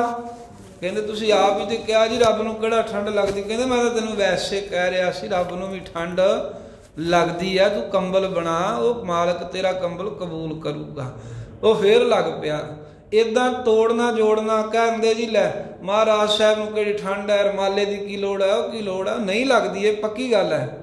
ਪਰ ਫਿਰ ਜੁੜਨ ਦਾ ਕੀ ਤਰੀਕਾ? ਫਿਰ ਭਾਵਨਾ ਹੀ ਕੋਈ ਨਾ ਰਹੀ, ਫਿਰ ਪ੍ਰੇਮ ਹੀ ਕੋਈ ਨਾ ਰਿਹਾ। ਜੇ ਰਮਾਲੇ ਦੇ ਰਾਹੀਂ, ਜੇ ਇੱਕ ਵਸਤਰ ਦੇ ਰਾਹੀਂ ਅਸੀਂ ਆਪਣੇ ਗੁਰੂ ਨਾਲ ਜੁੜੇ ਰਹੀਏ, ਫਿਰ ਸਾਨੂੰ ਹੋਰ ਕੀ ਚਾਹੀਦਾ ਹੈ? ਇੱਕ ਬਹਾਨਾ ਹੀ ਹੁੰਦਾ ਹੈ ਨਾ, ਕਾਰਨ ਤਾਂ ਕੋਈ ਬਣਨਾ ਹੀ ਹੁੰਦਾ ਏ। ਮਨ 'ਚ ਭਾਵਨਾ ਹੋਵੇ। ਸਿਆਲ ਆ ਗਿਆ, ਮਹਾਰਾਜ ਸਾਹਿਬ ਜੀ ਦੇ ਗਰਮ ਵਸਤਰ ਦੇਣੇ, ਅੰਦਰ ਸੁੱਖ ਆਸਣ ਤੇ ਪਲੰਘੇ ਦੇ ਗਰਮ ਵਸਤਰ ਪਾਉਣੇ ਆ। ਗਰਮੀਆਂ ਆ ਗਈਆਂ, ਕਹਿੰਦੇ ਵੀ ਅਸੀਂ ਆਪ ਭਾਵੇਂ ਸਾਨੂੰ ਠੰਡੀ ਹਵਾ ਨਾ ਮਿਲੇ, ਸਾਡੇ ਏਸੀ ਬੰਦ ਹੋ ਜਾਣ, ਮਹਾਰਾਜ ਸਾਹਿਬ ਦੇ ਏਸੀ ਲਾਉਣੇ ਆ, ਪੱਖੇ ਲਾਉਣੇ, ਹਵਾ ਆਵੇ। ਇਹ ਮਨ ਦੀ ਭਾਵਨਾ ਤੇਰੀ ਹੋਏਗੀ। ਸ਼ਰਧਾ ਤੋਂ ਬਗੈਰ ਸਾਧ ਸੰਗਤ ਦੱਸੋ ਕਿਵੇਂ ਫਲ ਲੱਗੂਗਾ? ਜਿਹੜੇ ਦਰਖਤ ਦੀ ਜਾੜੀ ਸੁੱਕ ਗਈ ਉਹਨੂੰ ਪੱਤੇ ਫੁੱਲ ਫਲ ਲੱਗ ਸਕਦੇ ਆ। ਜੜ ਸੁੱਕ ਗਈ ਭਾਵੇਂ ਜਿੰਨਾ ਮਰਜ਼ੀ ਪਾਣੀ ਪਾਈ ਜਾਓ, ਜਿਹਨੂੰ ਸੋਕਾ ਪੈ ਗਿਆ ਨਾ ਉਹ ਪਾਣੀ ਵੀ ਉਹਨੂੰ ਕੁਝ ਨਹੀਂ ਕਰ ਸਕਦਾ। ਜਦੋਂ ਤੁਹਾਡੀ ਸ਼ਰਧਾ ਹੀ ਮੁੱਕ ਗਈ, ਅੰਦਰ ਮਹਾਰਾਜ ਸਾਹਿਬ ਦੇ ਗੁੰਮ ਹੈ, ਉੱਥੇ ਆਪ ਜਦੋਂ ਜਾਈਏ ਕਹਿੰਦੇ ਬੜੀ ਗਰਮੀ ਹੈ, ਖਲੋਤਾ ਨਹੀਂ ਜਾਂਦਾ। ਪਰ ਸਤਿਗੁਰੂ ਦੇ ਸਰੂਪ ਕਹਿੰਦੇ ਬੰਦ ਕਰਕੇ ਰੱਖੋ ਇੱਥੇ। ਸਾਡੀ ਭਾਵਨਾ ਜਿਹੜੀ ਹੈ ਨਾ ਇਹ ਹੋਰ ਜੇ ਤਰ੍ਹਾਂ ਦੀ ਹੋ ਗਈ ਹੈ। ਬਹੁਤ ਜ਼ਿਆਦਾ ਸਾਡੇ ਅੰਦਰ ਉਹੀ ਚੱਲ ਰਿਹਾ ਵੀ ਥਾਨਿਸ਼ਟ ਜਗ ਭਰਿਸ਼ਟ ਹੋਏ, ਡੂਬਤਾ ਹੈ ਜਗ ਧਰਮ ਅਸਥਾਨ। ਅਸੀਂ ਭ੍ਰਿਸ਼ਟ ਕਰੀ ਜਾ ਰਹੇ ਹਾਂ ਤੇ ਜਗ ਇਸੇ ਕਰਕੇ ਡੁੱਬ ਰਿਹਾ ਹੈ। ਸਾਡਾ ਜੀਵਨ ਜਿਹੜਾ ਹੈ ਨਾ ਉਹ ਐਸਾ ਹੋ ਗਿਆ ਏ, ਚੌਲ ਕੱਢੀ ਫੱਕ ਨੂੰ ਕੁੱਟ ਰਹੇ ਹਾਂ। ਬਹੁਤੇ ਕਰਮ ਤਾਂ ਅਸੀਂ ਐਸੇ ਕਰ ਰਹੇ ਹਾਂ। ਆਪਣੀ ਸਹੂਲਤ ਵੇਖਦੇ ਹਾਂ, ਆਪਣਾ ਹਿਸਾਬ ਵੇਖਦੇ ਹਾਂ। ਗੁਰੂ ਗ੍ਰੰਥ ਸਾਹਿਬ ਜੀ ਨੂੰ ਪ੍ਰਗਟ ਰੂਪ ਕਹਿੰਦੇ ਤਾਂ ਹਾਂ, ਮੰਨਦੇ ਨਹੀਂ ਹੈ। ਕਹਿਣ ਦੀਆਂ ਗੱਲਾਂ ਨੇ, ਜੇ ਆਖੀਏ ਨਾ ਮੰਨਦੇ ਨਹੀਂ ਹੈ। ਇਸ ਪਾਸੇ ਨੂੰ ਜਾਈਏ ਫਿਰ ਕਈਆਂ ਨੂੰ ਔਖਾ ਜਿਹਾ ਲੱਗੂਗਾ। ਜੇ ਉਧਰ ਨੂੰ ਚਲੇ ਗਏ ਨਾ ਫਿਰ ਬਹੁਤੇ ਔਖੇ ਜਿਹੇ ਹੁੰਦੇ ਆ। ਉਹ ਕਈ ਤਰ੍ਹਾਂ ਦੇ ਹੁੰਦੇ ਆ, ਕੋਈ ਬਾਹਰੋਂ ਆਏ ਵੀ ਹੁੰਦੇ, ਕੋਈ ਸਾਡੇ ਆਪਣੇ ਵੀ ਹੁੰਦੇ, ਫਿਰ ਔਖਾ ਜਿਹਾ ਹੋਣਗੇ। ਬੜੀਆਂ ਮਜਬੂਰੀਆਂ ਹੁੰਦੀਆਂ। ਸਤਿਗੁਰੂ ਮਹਾਰਾਜ ਦਾ ਸੱਚ ਦਾ ਉਪਦੇਸ਼ ਗੁਰੂ ਨਾਨਕ ਨੇ ਜੋ ਕਹਿਤਾ ਨਾ, ਉਹਦੀ ਵਿਆਖਿਆ ਕੋਈ ਵੀ ਸਿੱਖ ਕਰ ਹੀ ਨਹੀਂ ਸਕਦਾ ਅੱਜ ਕੱਲ੍ਹ। ਜੇ ਕਰੂਗਾ ਸਾਰੇ ਉਹਦੇ ਦੁਆਲੇ ਹੋ ਜਾਣਗੇ, ਲਤਾੜਨਗੇ ਵੀ ਤੂੰ ਐਵੇਂ ਕਿਉਂ ਕਹਿਤਾ। ਮਹਾਰਾਜ ਸਾਹਿਬ ਨੇ ਭਾਵੇਂ ਉਹ ਗੱਲ ਕਹੀ ਹੈ ਪਰ ਉਹ ਗੱਲ ਕਹਿਣ ਨਹੀਂ ਦਿੰਦੇ। ਸੋ ਰਹੋ ਵਿਚਾਰ। ਸਤਿਗੁਰੂ ਸਾਹਿਬ ਜੀ ਕਹਿੰਦੇ ਆ ਵੀ ਪਿਛਲੇ ਕਰਮ ਮਾੜੇ ਆ ਸਾਡੇ, ਫਿਰ ਅੱਗੇ ਉਹ ਫਿਰ ਕਰਮ ਪ੍ਰੇਰਦੇ ਆ। ਜਦੋਂ ਇੱਕ ਪਾਪ ਕੀਤਾ ਹੋਵੇ ਕਹਿੰਦੇ ਦੂਜਾ ਪਾਪ ਫਿਰ ਬੰਦਾ ਫਿਰ ਕਰ ਲੈਂਦਾ, ਕਿਉਂਕਿ ਇੱਕ ਗਲਤੀ ਕੀਤੀ ਹੋਵੇ ਕਹਿੰਦੇ ਨਹੀਂ ਜੀ ਇਹ ਗਲਤ ਹੈ, ਦੂਜਾ ਕੁਲ ਹੈ, ਅੱਗੇ ਕੀ ਹੋ ਗਿਆ, ਪਹਿਲਾਂ ਵੀ ਤਾਂ ਕੀਤਾ, ਕੁਝ ਨਹੀਂ ਹੁੰਦਾ, ਕਹਿੰਦੇ ਕਰ ਲੈ। ਉਹ ਫਿਰ ਅੱਗੇ ਤੋਂ ਅੱਗੇ ਇੱਦਾਂ ਹੀ ਫਿਰ ਉਹ ਪੱਕੇ ਹੋ ਜਾਂਦੇ ਹਨ। ਪਾਤਸ਼ਾਹ ਕਹਿੰਦੇ ਉਹ ਤੁਹਾਡੀ ਕਿਰਤ ਬਣ ਜਾਂਦੀ ਹੈ। ਉਹ ਤੁਹਾਡੇ ਕਰਮ ਜਿਹੜੇ ਨੇ ਉਹਨਾਂ ਅਨੁਸਾਰ ਬੰਦਾ ਫਿਰ ਮਾੜੇ ਕੰਮ ਕਰੀ ਜਾਂਦਾ ਹੈ। ਭੈੜੇ ਬੋਲ ਬੋਲਦਾ, ਗੁਰੂ ਘਰ 'ਚ ਬਹਿ ਕੇ ਗੰਦੀਆਂ ਗਾਲਾਂ ਕੱਢੀ ਜਾਂਦੇ, ਕੋਈ ਡਰ ਭੈ ਨਹੀਂ ਮਹਾਰਾਜ ਸਾਹਿਬ ਦਾ। ਬਸ ਮੈਂ ਰੱਬ ਬਣ ਗਿਆ, ਐਸੀ ਉਹਨਾਂ ਦੇ ਮਨ ਵਿੱਚ ਹਉਮੈ ਹੰਗਤਾ ਆ ਜਾਂਦੀ ਹੈ ਵੀ ਸਾਡੇ ਨਾਲ ਚਾਰ ਜਾਣੇ ਜੁੜਦੇ, ਅਸੀਂ ਤਾਂ ਇਹਨੂੰ ਕੁਝ ਐਂ ਕਰ ਦਿਆਂਗੇ। ਸਾਹਿਬ ਕਹਿੰਦੇ ਵੀ ਇਹ ਪੂਰਬ ਲਿਖਤ ਹੈ। ਪਾਵੇ ਨੇ ਪਹਿਲਾਂ ਮਾੜੇ ਕੀਤੇ ਸੀ ਕੰਮ, ਹੁਣ ਵੀ ਮਾੜੇ ਕਰ ਰਿਹਾ ਹੈ। ਇਸੇ ਕਰਕੇ ਸਜ਼ਾ ਪਾਉਂਦਾ ਹੈ ਮੂਰਖ ਅੰਧਾ ਗਿਆਨੀ ਜੀਵ। ਪੂਰੇ ਭਾਗ ਸਤਿਗੁਰ ਮਿਲੈ। ਪੂਰੇ ਭਾਗ ਹੋਣ ਨਾ, ਜੇ ਪੂਰੇ ਭਾਗ ਕੋਈ ਚੰਗਾ ਕਰਮ ਕੀਤਾ ਹੋਵੇ ਉਹ ਭਾਗਾਂ ਕਰਕੇ ਸਤਿਗੁਰੂ ਨਾਨਕ ਦੇਵ ਸਾਹਿਬ ਜੀ ਦੀ ਸੰਗਤ ਮਿਲਦੀ ਹੈ। ਤੇ ਜੇ ਪੂਰੇ ਭਾਗਾਂ ਨਾਲ ਜਿਨ੍ਹਾਂ ਨੂੰ ਸਤਿਗੁਰੂ ਨਾਨਕ ਦੇਵ ਸਾਹਿਬ ਜੀ ਮਿਲ ਪਏ, ਸੁਖ ਦਾਤਾ ਨਾਮ ਵਸੈ ਮਨ ਆਈ। ਗੁਰੂ ਸਾਹਿਬ ਜੀ ਕੈਸੇ ਹਨ? ਕਹਿੰਦੇ ਸੁਖ ਦਾਤਾ, ਸੁੱਖਾਂ ਦੇ ਦੇਣ ਵਾਲੇ ਸਤਿਗੁਰੂ ਨੇ। ਤੇ ਗੁਰਾਂ ਦੁਆਰਾ ਸੁੱਖਾਂ ਦਾ ਹੀ ਦਾਤਾ ਪਰਮੇਸ਼ਰ ਦਾ ਨਾਮ ਹੈ। ਇਹ ਮਨ ਵਿੱਚ ਆ ਕੇ ਵਸ ਜਾਂਦਾ। ਇਸ ਪੰਕਤੀ ਦੇ ਇਹ ਪੂਰੇ ਭਾਗ ਸਤਿਗੁਰ ਮਿਲੈ ਸੁਖ ਦਾਤਾ, ਕਈ ਇੱਥੇ ਵੀ ਵਿਸ਼ਰਾਮ ਲਾਉਂਦੇ ਆ, ਪਰ ਮੁੱਖ ਰੂਪ ਦੇ ਵਿੱਚ ਪੂਰੇ ਭਾਗ ਸਤਿਗੁਰ ਮਿਲੈ। ਅਰਥ ਜਿਹੜੇ ਨੇ ਉਹ ਥੋੜਾ ਫਰਕ ਪੈਂਦਾ। ਨਾਮ ਵੀ ਸੁੱਖਾਂ ਦਾ ਦਾਤਾ ਹੀ ਹੈ ਤੇ ਗੁਰੂ ਵੀ ਸੁੱਖਾਂ ਦਾ ਦਾਤਾ ਹੈ। ਸਤਿਗੁਰੂ ਵੀ ਸੁੱਖ ਦਿੰਦੇ ਨੇ ਤੇ ਪਰਮੇਸ਼ਰ ਦਾ ਨਾਮ ਹੀ ਸੁੱਖ ਦਿੰਦਾ ਹੈ। ਇਹ ਗੱਲ ਕੀ ਵੀ ਗੁਰੂ ਸਾਹਿਬ ਦੁਆਰਾ ਨਾਮ ਮਨ ਵਿੱਚ ਆ ਕੇ ਵਸ ਜਾਂਦਾ। ਗੁਰੂ ਸਾਹਿਬ ਸੁੱਖ ਦੇਣ ਹਾਰੇ ਨੇ ਤੇ ਨਾਮ ਕਰਕੇ ਵੀ ਸੁੱਖ ਮਿਲਦਾ। ਕਿਹੜਾ? ਜੀਵਨ ਮੁਕਤੀ ਦਾ ਆਨੰਦ, ਜੀਵਨ ਵਿੱਚ ਰਹਿੰਦਿਆਂ ਆਨੰਦ। ਕਮਲ ਦੇ ਫੁੱਲਾਂ ਵਾਂਗੂ ਚਿੱਕੜ ਦੇ ਵਿੱਚ ਗੰਦਗੀ ਚੁੱਗਿਆ ਪਰ ਫੇਰ ਵੀ ਉੱਪਰ ਹੈ, ਕੱਲਾ ਉੱਪਰ ਹੀ ਨਹੀਂ ਹੈ, ਖਿੜਿਆ ਵੀ ਰਹਿੰਦਾ ਹੈ। ਐਵੇਂ ਗੁਰਮੁਖ ਸੰਸਾਰ 'ਚ, ਗ੍ਰਸਥ 'ਚ, ਪਰਿਵਾਰ 'ਚ ਰਹਿੰਦੇ ਨੇ, ਕੱਲਾ ਰਹਿੰਦੇ ਹੀ ਨਹੀਂ ਨੇ, ਸਦਾ ਵਾਹਿਗੁਰੂ ਦੇ ਆਨੰਦ ਨੂੰ ਮਾਣਦੇ ਹਨ। ਉਹਨਾਂ ਨੂੰ ਨਾਮ ਜਪਣ ਕਰਕੇ ਸੁਖ ਪ੍ਰਾਪਤ ਹੁੰਦਾ ਹੈ। ਸੁਖ ਮਾਣ ਹੈ ਸੁਖ ਪਹਿਨਣਾ। ਉਹ ਕੀ ਕਰਦੇ ਆ? ਸੁਖ ਮਾਣ ਹੈ। ਪਰਮੇਸ਼ਰ ਦੇ ਨਾਮ ਨੂੰ ਜੋ ਸਰਵਣ ਕਰਨਾ ਹੈ, ਸਰਵਣ ਕਰਨਾ, ਸੰਗਤ 'ਚ ਬਹਿ ਕੇ ਸੁਣਨਾ, ਇਹ ਸੁਖ ਮਾਣਦੇ ਹਨ। ਅਤੇ ਫਿਰ ਸਾਧ ਸੰਗਤ ਸੁਖ ਪਹਿਨਣਾ ਤੇ ਸੁਖ ਦਾ ਹੀ ਜਿਹੜਾ ਅੱਗੇ ਮੰਨਣ ਕਰਨਾ ਹੈ ਵੀ ਬਸ ਇਹ ਨਾਮ ਹੀ ਸਾਡੀ ਕਲਿਆਣ ਕਰੂ। ਸੁਣ ਲਿਆ, ਹੁਣ ਸੁਣਿਆ, ਅੱਗੇ ਫਿਰ ਮੰਨਿਆ, ਮੰਨ ਲਿਆ ਵੀ ਇਹਨੇ ਕਲਿਆਣ ਕਰਨੀ ਹੈ। ਇਹ ਫਿਰ ਗੁਰਮੁਖ ਜਿਹੜੇ ਨੇ ਉਹ ਸੁਖ ਰੂਪ ਨਾਮ ਨੂੰ ਜਾਣ ਕੇ ਤੇ ਉਹਦਾ ਪਹਿਨਣਾ ਕਰਦੇ ਆ, ਭਾਵ ਕਿ ਮੰਨਣ ਕਰਨ ਰੂਪੀ ਨਾਮ ਦਾ ਆਨੰਦ ਮਾਣਦੇ ਆ ਜਾਂ ਸੁਖ ਮਾਣ ਹੈ। ਉਹ ਪਰਿਵਾਰ ਵਿੱਚ ਰਹਿੰਦੇ ਆ, ਕਦੇ ਸੋਹਣੀ ਸੇਜਾ ਦੇ ਬਹਿੰਦੇ ਆ, ਉੱਥੇ ਵੀ ਸੁਖ ਮਾਣਦੇ ਆ, ਭਾਵ ਉਹਨਾਂ ਦੀ ਬਿਰਤੀ ਜਿਹੜੀ ਆ ਉਹ ਪਰਮੇਸ਼ਰ ਜੁੜੀ ਆ। ਕਿਤੇ ਭੁੰਜੇ ਬੈਠਣਾ ਪਵੇ, ਮਹਾਰਾਜ ਵਾਂਗ ਕੰਡਿਆਂ ਦੀ ਸੇਜ ਤੇ ਬੈਠਣਾ ਪਵੇ, ਤਤੀਆਂ ਲੋਹਾਂ ਤੇ ਬੈਠਣਾ ਪਵੇ, ਉੱਥੇ ਵੀ ਉਹ ਸੁਖ ਮਾਣਦੇ ਹਨ। ਕਿਉਂ? ਸੁਖ ਪਹਿਨਣਾ। ਪਰਮੇਸ਼ਰ ਦੇ ਨਾਮ ਦੇ ਸੁਖ ਰੂਪੀ ਵਸਤਰਾਂ ਨੂੰ ਉਹ ਪਹਿਨਣਾ ਕਰਦੇ। ਉਹਨਾਂ ਕੱਪੜੇ ਹੀ ਐਸੇ ਪਾਲੇ ਵੀ ਉਹਨਾਂ ਨੂੰ ਸੁਖ ਹੀ ਮਿਲਦਾ ਹੈ, ਆਨੰਦ ਹੀ ਮਿਲਦਾ ਹੈ। ਜਿਹੜਾ ਨਾਮ ਜਪਣਾ ਇਹੀ ਪਹਿਨਣਾ ਹੈ। ਸੁਖੀ ਸੁਖ ਵਿਹਾਈ। ਫਿਰ ਅੱਗੇ ਸਰਵਣ ਮੰਨਣ ਤੋਂ ਅੱਗੇ ਹੁੰਦਾ ਨਿਧਿਆਸਨ। ਸੁਣਿਆ, ਮੰਨਿਆ, ਮਨ ਕੀਤਾ ਭਾਉ। ਭਾਉ ਕਰ ਲਿਆ ਵੀ ਹੁਣ ਇਹਦੀ ਮੈਂ ਕਮਾਈ ਕਰੂੰਗਾ। ਉਹ ਕਮਾਈ ਕਰਨ ਦਾ ਹੀ ਸੁਖੇ ਸੁਖ ਮਾਣਦੇ ਹਨ। ਸੁਖ ਵਿਹਾਏ ਤੇ ਜੀਵਨ ਮੁਕਤੀ ਦੇ ਸੁਖ ਆਨੰਦ ਵਿੱਚ ਹੀ ਉਹਨਾਂ ਦੀ ਉਮਰ ਬਤੀਤ ਹੁੰਦੀ। ਜਾਂ ਸੁਖੇ ਸੁਖ ਵਿਹਾਏ, ਲੋਕ ਵਿੱਚ ਵੀ ਸੁਖ ਤੇ ਪਰਲੋਕ ਵਿੱਚ ਵੀ ਜੀਵਨ ਮੁਕਤੀ ਦੇ ਆਨੰਦ ਤੋਂ ਬਾਅਦ ਅਭੇਦਤਾ ਦਾ ਸੁਖ ਮਾਣਦੇ ਆ। ਐਵੇਂ ਹੀ ਉਹਨਾਂ ਦੀ ਉਮਰ ਗੁਜ਼ਰਦੀ ਹੈ ਸਦਾ ਆਨੰਦ ਵਿੱਚ। ਨਾਨਕ ਸੋ ਨਾਉ ਮਨਹੁ ਨਾਮ ਵਿਸਾਰੀਐ। ਤੇ ਤੀਸਰੇ ਪਾਤਸ਼ਾਹ ਕਹਿੰਦੇ ਜਿਹੜੇ ਨਾਮ ਕਰਕੇ ਸੁਖ ਹੀ ਸੁਖ ਹੈ, ਵੀ ਆਨੰਦ ਹੀ ਆਨੰਦ ਹੈ ਲੋਕ ਪਰਲੋਕ 'ਚ। ਫਿਰ ਉਸ ਨਾਮ ਨੂੰ ਮਨੋ ਕਦੀ ਵੀ ਵਿਸਾਰਨਾ ਨਹੀਂ ਚਾਹੀਦਾ, ਕਦੀ ਭੁੱਲਣਾ ਨਹੀਂ ਚਾਹੀਦਾ।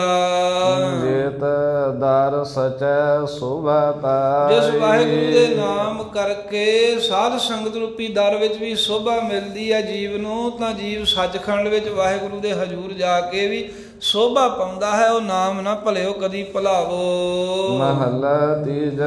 ਤੀਸਰੇ ਪਾਤਸ਼ਾਹੀ ਬਖਸ਼ਿਸ਼ ਕਰਦੇ ਆ, ਉਸੇ ਨੂੰ ਉਪਦੇਸ਼ ਦਿੰਦੇ ਹਨ। ਸਤਿਗੁਰ ਸੀਵ ਸੁਖ ਪਾਇਆ। ਸਾਹਿਬ ਕਹਿੰਦੇ ਵੀ ਜਿਨ੍ਹਾਂ ਸਤਿਗੁਰਾਂ ਦੀ ਸੇਵਾ ਕੀਤੀ ਹੈ ਨਾ, ਉਹਨਾਂ ਨੇ ਸੁਖ ਪਾਇਆ। ਆਨੰਦ ਉਹਨਾਂ ਨੂੰ ਮਿਲਦਾ ਜਿਨ੍ਹਾਂ ਨੇ ਆਪਣੇ ਗੁਰੂ ਨਾਨਕ ਦੇਵ ਸਾਹਿਬ ਜੀ ਨੂੰ ਸੇਵਿਆ ਹੈ। ਸਚ ਨਾਮ ਗੁਣ ਤਾਸ। ਕਿਉਂਕਿ ਗੁਰੂ ਸਾਹਿਬ ਜੀ ਨੇ ਸੱਚਾ ਨਾਮ ਬਖਸ਼ਤਾ, ਜਿਹੜਾ ਗੁਣਾਂ ਦਾ ਤਾਸ ਭੰਡਾਰਾ ਹੈ, ਜਿਹਦੇ ਵਿੱਚ ਸੁਖ ਹੀ ਸੁਖ ਹੈ, ਆਨੰਦ ਹੀ ਆਨੰਦ ਹੈ। ਜੋ ਸਭ ਗੁਣਾਂ ਦਾ ਮਾਲਕ ਹੈ ਪਰਮੇਸ਼ਰ ਦਾ ਨਾਮ। ਇਹ ਨਾਮ ਜਪਣ ਨੂੰ ਮਿਲਦਾ ਹੈ ਗੁਰੂ ਸਾਹਿਬ ਦੁਆਰਾ, ਤੇ ਮਿਲਿਆ ਉਹਨਾਂ ਨੂੰ ਹੈ ਜਿਨ੍ਹਾਂ ਨੇ ਗੁਰਾਂ ਦੀ ਸੇਵਾ ਕੀਤੀ ਹੈ। ਉਹ ਸੁਖ ਮਾਣਦੇ ਨੇ ਕਿਉਂਕਿ ਗੁਰੂ ਸਾਹਿਬ ਸੱਚੇ ਨਾਮ ਦਾ ਉਪਦੇਸ਼ ਦ੍ਰਿੜ ਕਰਾਉਂਦੇ। ਤੇ ਪਰਮੇਸ਼ਰ ਦਾ ਨਾਮ ਗੁਣਾਂ ਦਾ ਤਾਸ ਭੰਡਾਰਾ, ਪਾਤਰ ਖਜ਼ਾਨਾ ਹੈ, ਸਾਰੇ ਗੁਣ ਨਾਮ ਵਿੱਚ ਹਨ। ਗੁਰਮਤਿ ਆਪ ਪਛਾਣਿਆ। ਜਿਹੜੇ ਗੁਰਮਤੀਏ ਨੇ, ਗੁਰੂ ਦੀ ਮੱਤ ਨੂੰ ਮੰਨਦੇ ਆ ਵੀ ਜੋ ਗੁਰੂ ਨੇ ਕਿਹਾ ਬਸ ਅਸੀਂ ਤਾਂ ਇਹੀ ਮੰਨਾਂਗੇ। ਉਹਨਾਂ ਨੇ ਕੀ ਕੀਤਾ ਵੀ ਆਪਣੇ ਸਵੈ ਸਰੂਪ ਨੂੰ ਪਛਾਣ ਲਿਆ। ਉਹਨਾਂ ਨੇ ਆਪਣੀ ਆਤਮਾ ਨੂੰ ਪਰਮਾਤਮਾ ਦਾ ਰੂਪ ਕਰਕੇ ਜਾਣ ਲਿਆ ਹੈ। ਰਾਮ ਨਾਮ ਪ੍ਰਗਾਸ ਰਾਮ ਪਰਮੇਸ਼ਰ ਦੇ ਨਾਮ ਕਰਕੇ ਉਹਨਾਂ ਨੂੰ ਪ੍ਰਗਾਸ ਹੋ ਗਿਆ, ਜਾਂ ਐਵੇਂ ਅਨਵੇਂ ਕਰਕੇ ਕਹਿੰਦੇ ਵੀ ਗੁਰਮਤੀ ਰਾਮ ਨਾਮ ਪ੍ਰਗਾਸ। ਜਿਨ੍ਹਾਂ ਨੂੰ ਗੁਰੂ ਦੀ ਮੱਤ ਦੁਆਰਾ ਰਾਮ ਰਮੇ ਹੋਏ ਪਰਮੇਸ਼ਰ ਦਾ ਨਾਮ ਮਿਲਿਆ, ਉਹਨਾਂ ਦੇ ਅੰਦਰ ਨਾਮ ਨੇ ਪ੍ਰਗਾਸ ਕੀ ਆ ਵੀ ਚਾਨਣ ਕਰਤਾ। ਜਿਵੇਂ ਹਨੇਰੇ 'ਚ ਪਈ ਆਪਣੀ ਚੀਜ਼ ਨਹੀਂ ਕੋਈ ਲੱਭਦੀ, ਐਵੇਂ ਅਗਿਆਨਤਾ ਦੇ ਹਨੇਰੇ ਕਰਕੇ ਸਰੂਪ ਦੇ ਦਰਸ਼ਨ ਨਹੀਂ ਹੁੰਦੇ। ਜਦੋਂ ਗੁਰੂ ਦੀ ਮੱਤ ਦੁਆਰਾ ਰਾਮ ਨਾਮ ਜਪਿਆ ਤੇ ਰਾਮ ਨਾਮ ਪਰਮੇਸ਼ਰ ਦੇ ਅਭਿਆਸ ਕਰਨ ਨਾਲ ਸਿਮਰਨ ਦੇ ਪ੍ਰਗਾਸ ਹੋਇਆ, ਫਿਰ ਆਪ ਪਛਾਣਿਆ, ਆਪਣਾ ਮੂਲ ਪਛਾਣ ਲਿਆ ਵੀ ਬਸ ਮੈਂ ਵਾਹਿਗੁਰੂ ਦੀ ਅੰਸ਼ ਹੈ। ਮੈਂ ਇਕੱਲਾ ਹੀ ਕਿਉਂ ਆ, ਇਹ ਜਿਹੜਾ ਸਾਹਮਣੇ ਬੈਠਾ ਹੈ ਵੀ ਪਰਮੇਸ਼ਰ ਦੀ ਅੰਸ਼ ਹੈ। ਇਹ ਸੱਜੇ ਖੱਬੇ ਜਿਹੜਾ ਵੀ ਕੋਈ ਦਿਖਦਾ ਇਹ ਪਰਮੇਸ਼ਰ ਦੀ ਅੰਸ਼ ਹੈ। ਇਹ ਆਪਣਾ ਪਛਾਣਨਾ ਇਹ ਹੁੰਦਾ ਵੀ ਜੇ ਮੈਂ ਵਾਹਿਗੁਰੂ ਦੀ ਅੰਸ਼ ਹਾਂ ਤਾਂ ਸਾਰੇ ਮਾਲਕ ਦੀ ਹੀ ਅੰਸ਼ ਬੰਸ ਨੇ, ਉਸ ਪਰਮੇਸ਼ਰ ਦਾ ਹੀ ਰੂਪ ਨੇ। ਉਹ ਪਰਮ ਆਤਮਾ ਹੀ ਆਤਮਾ ਰੂਪ ਹੋ ਕੇ ਸਾਰਿਆਂ 'ਚ ਨਿਵਾਸ ਕਰ ਰਿਹਾ। ਕੀੜੀ ਤੋਂ ਲੈ ਕੇ ਹਾਥੀ ਤੀਕਰ ਸਾਰਿਆਂ 'ਚ ਜੋਤ ਇੱਕੋ ਜੀ ਹੈ। ਉਹਨਾਂ ਦੇ ਸਰੀਰ ਵੱਡੇ ਛੋਟੇ ਨੇ ਪਰ ਜੋਤ ਇੱਕੋ ਹੀ ਕੰਮ ਕਰਦੀ, ਉਹਦਾ ਨਹੀਂ ਕੋਈ ਫਰਕ ਹੈ। ਸੱਚੂ ਸੱਚ ਕਮਾਵਣਾ, ਉਹ ਫਿਰ ਸੱਚੋ ਸੱਚ ਕਮਾਵਣਾ, ਸੱਚ ਹੀ ਸੱਚ ਦੀ ਕਮਾਈ ਕਰਦੇ ਹਨ। ਜਿਨ੍ਹਾਂ ਨੂੰ ਨਾਮ ਦਾ ਚਾਨਣ ਹੋਇਆ, ਉਹਨਾਂ ਦੇ ਜੀਵਨ ਦੇ ਵਿੱਚ ਬੋਲ ਵੀ ਸੱਚੇ ਨੇ, ਆਪ ਵੀ ਸੱਚ ਬੋਲਦੇ ਨੇ। ਸੱਚ ਬੋਲਣਾ ਇਹੀ ਹੈ ਜੋ ਪਰਮੇਸ਼ਰ ਦੇ ਸੰਬੰਧੀ ਬੋਲਣਾ, ਪਰਮੇਸ਼ਰ ਦੀ ਸਿਫਤ ਵਿੱਚ ਬੋਲਣਾ। ਤੇ ਸੱਚ ਨਾਮ ਜਪਣ ਰੂਪੀ ਕਮਾਵਣਾ ਕਮਾਈ ਕਰਦੇ ਹਨ ਗੁਰਮੁਖ। ਵਡਿਆਈ ਵੱਡੇ ਪਾਸ, ਉਹ ਜਾਣਦੇ ਨੇ ਵੀ ਜਿੰਨੀਆਂ ਵੀ ਵਡਿਆਈਆਂ ਨੇ ਸਭ ਵੱਡੇ ਪਰਮੇਸ਼ਰ ਦੇ ਪਾਸ ਆ, ਜੋ ਸਾਰਿਆਂ ਤੋਂ ਵੱਡਾ ਹੈ। ਉਸ ਮਾਲਕ ਦੇ ਕੋਲ ਹੀ ਵਡਿਆਈਆਂ ਨੇ ਵੀ ਉਹਦੀ ਕਮਾਈ ਕਰੀ ਜਾਓ, ਨਾਮ ਜਪੀ ਜਾਓ। ਵਡਿਆਈਆਂ ਦਾ ਮਾਲਕ ਆਪ ਹੀ ਬਖਸ਼ਿਸ਼ ਕਰੂਗਾ ਸਾਡੇ ਤੇ।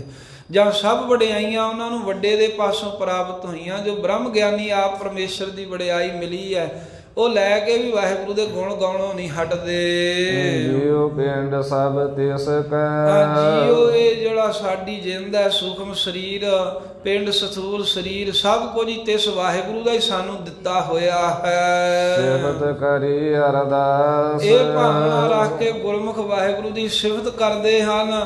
ਤੇ ਸਿਫਤ ਕਰਦੇ ਆ ਹਉਮੈ ਨਹੀਂ ਕਰਦੇ, ਸਗੋਂ ਅਰਦਾਸ ਨਿਮਰਤਾ ਨਾਲ ਬੇਨਤੀਆਂ ਕਰਦੇ ਰਹਿੰਦੇ ਵੀ ਸੱਚੇ ਪਾਤਸ਼ਾਹ ਸਭ ਕੁਝ ਤੂੰ ਦਿੱਤਾ ਹੈ ਤੇ ਸਾਨੂੰ ਬਖਸ਼ ਲਵੀਂ। ਸੱਚਾ ਸ਼ਬਦ ਸਲਾਹਣਾ, ਉਹ ਸੱਚਾ ਜੋ ਗੁਰੂ ਸਾਹਿਬ ਦਾ ਸ਼ਬਦ ਹੈ, ਗੁਰਾਂ ਦਾ ਸ਼ਬਦ ਉਪਦੇਸ਼, ਇਹ ਸੱਚਾ ਹੈ। ਇਹ ਸੱਚੇ ਸ਼ਬਦ ਦੁਆਰਾ ਸਲਾਹਣਾ ਪਰਮੇਸ਼ਰ ਅਕਾਲ ਪੁਰਖ ਵਾਹਿਗੁਰੂ ਨੂੰ ਸਲਾਹਣਾ ਕਰਦੇ ਨੇ। ਜੋ ਗੁਰੂ ਦੀ ਬਾਣੀ ਦੁਆਰਾ ਰੱਬ ਦੀਆਂ ਸਿਫਤਾਂ ਕਰਦੇ ਹਨ ਜੀਵ।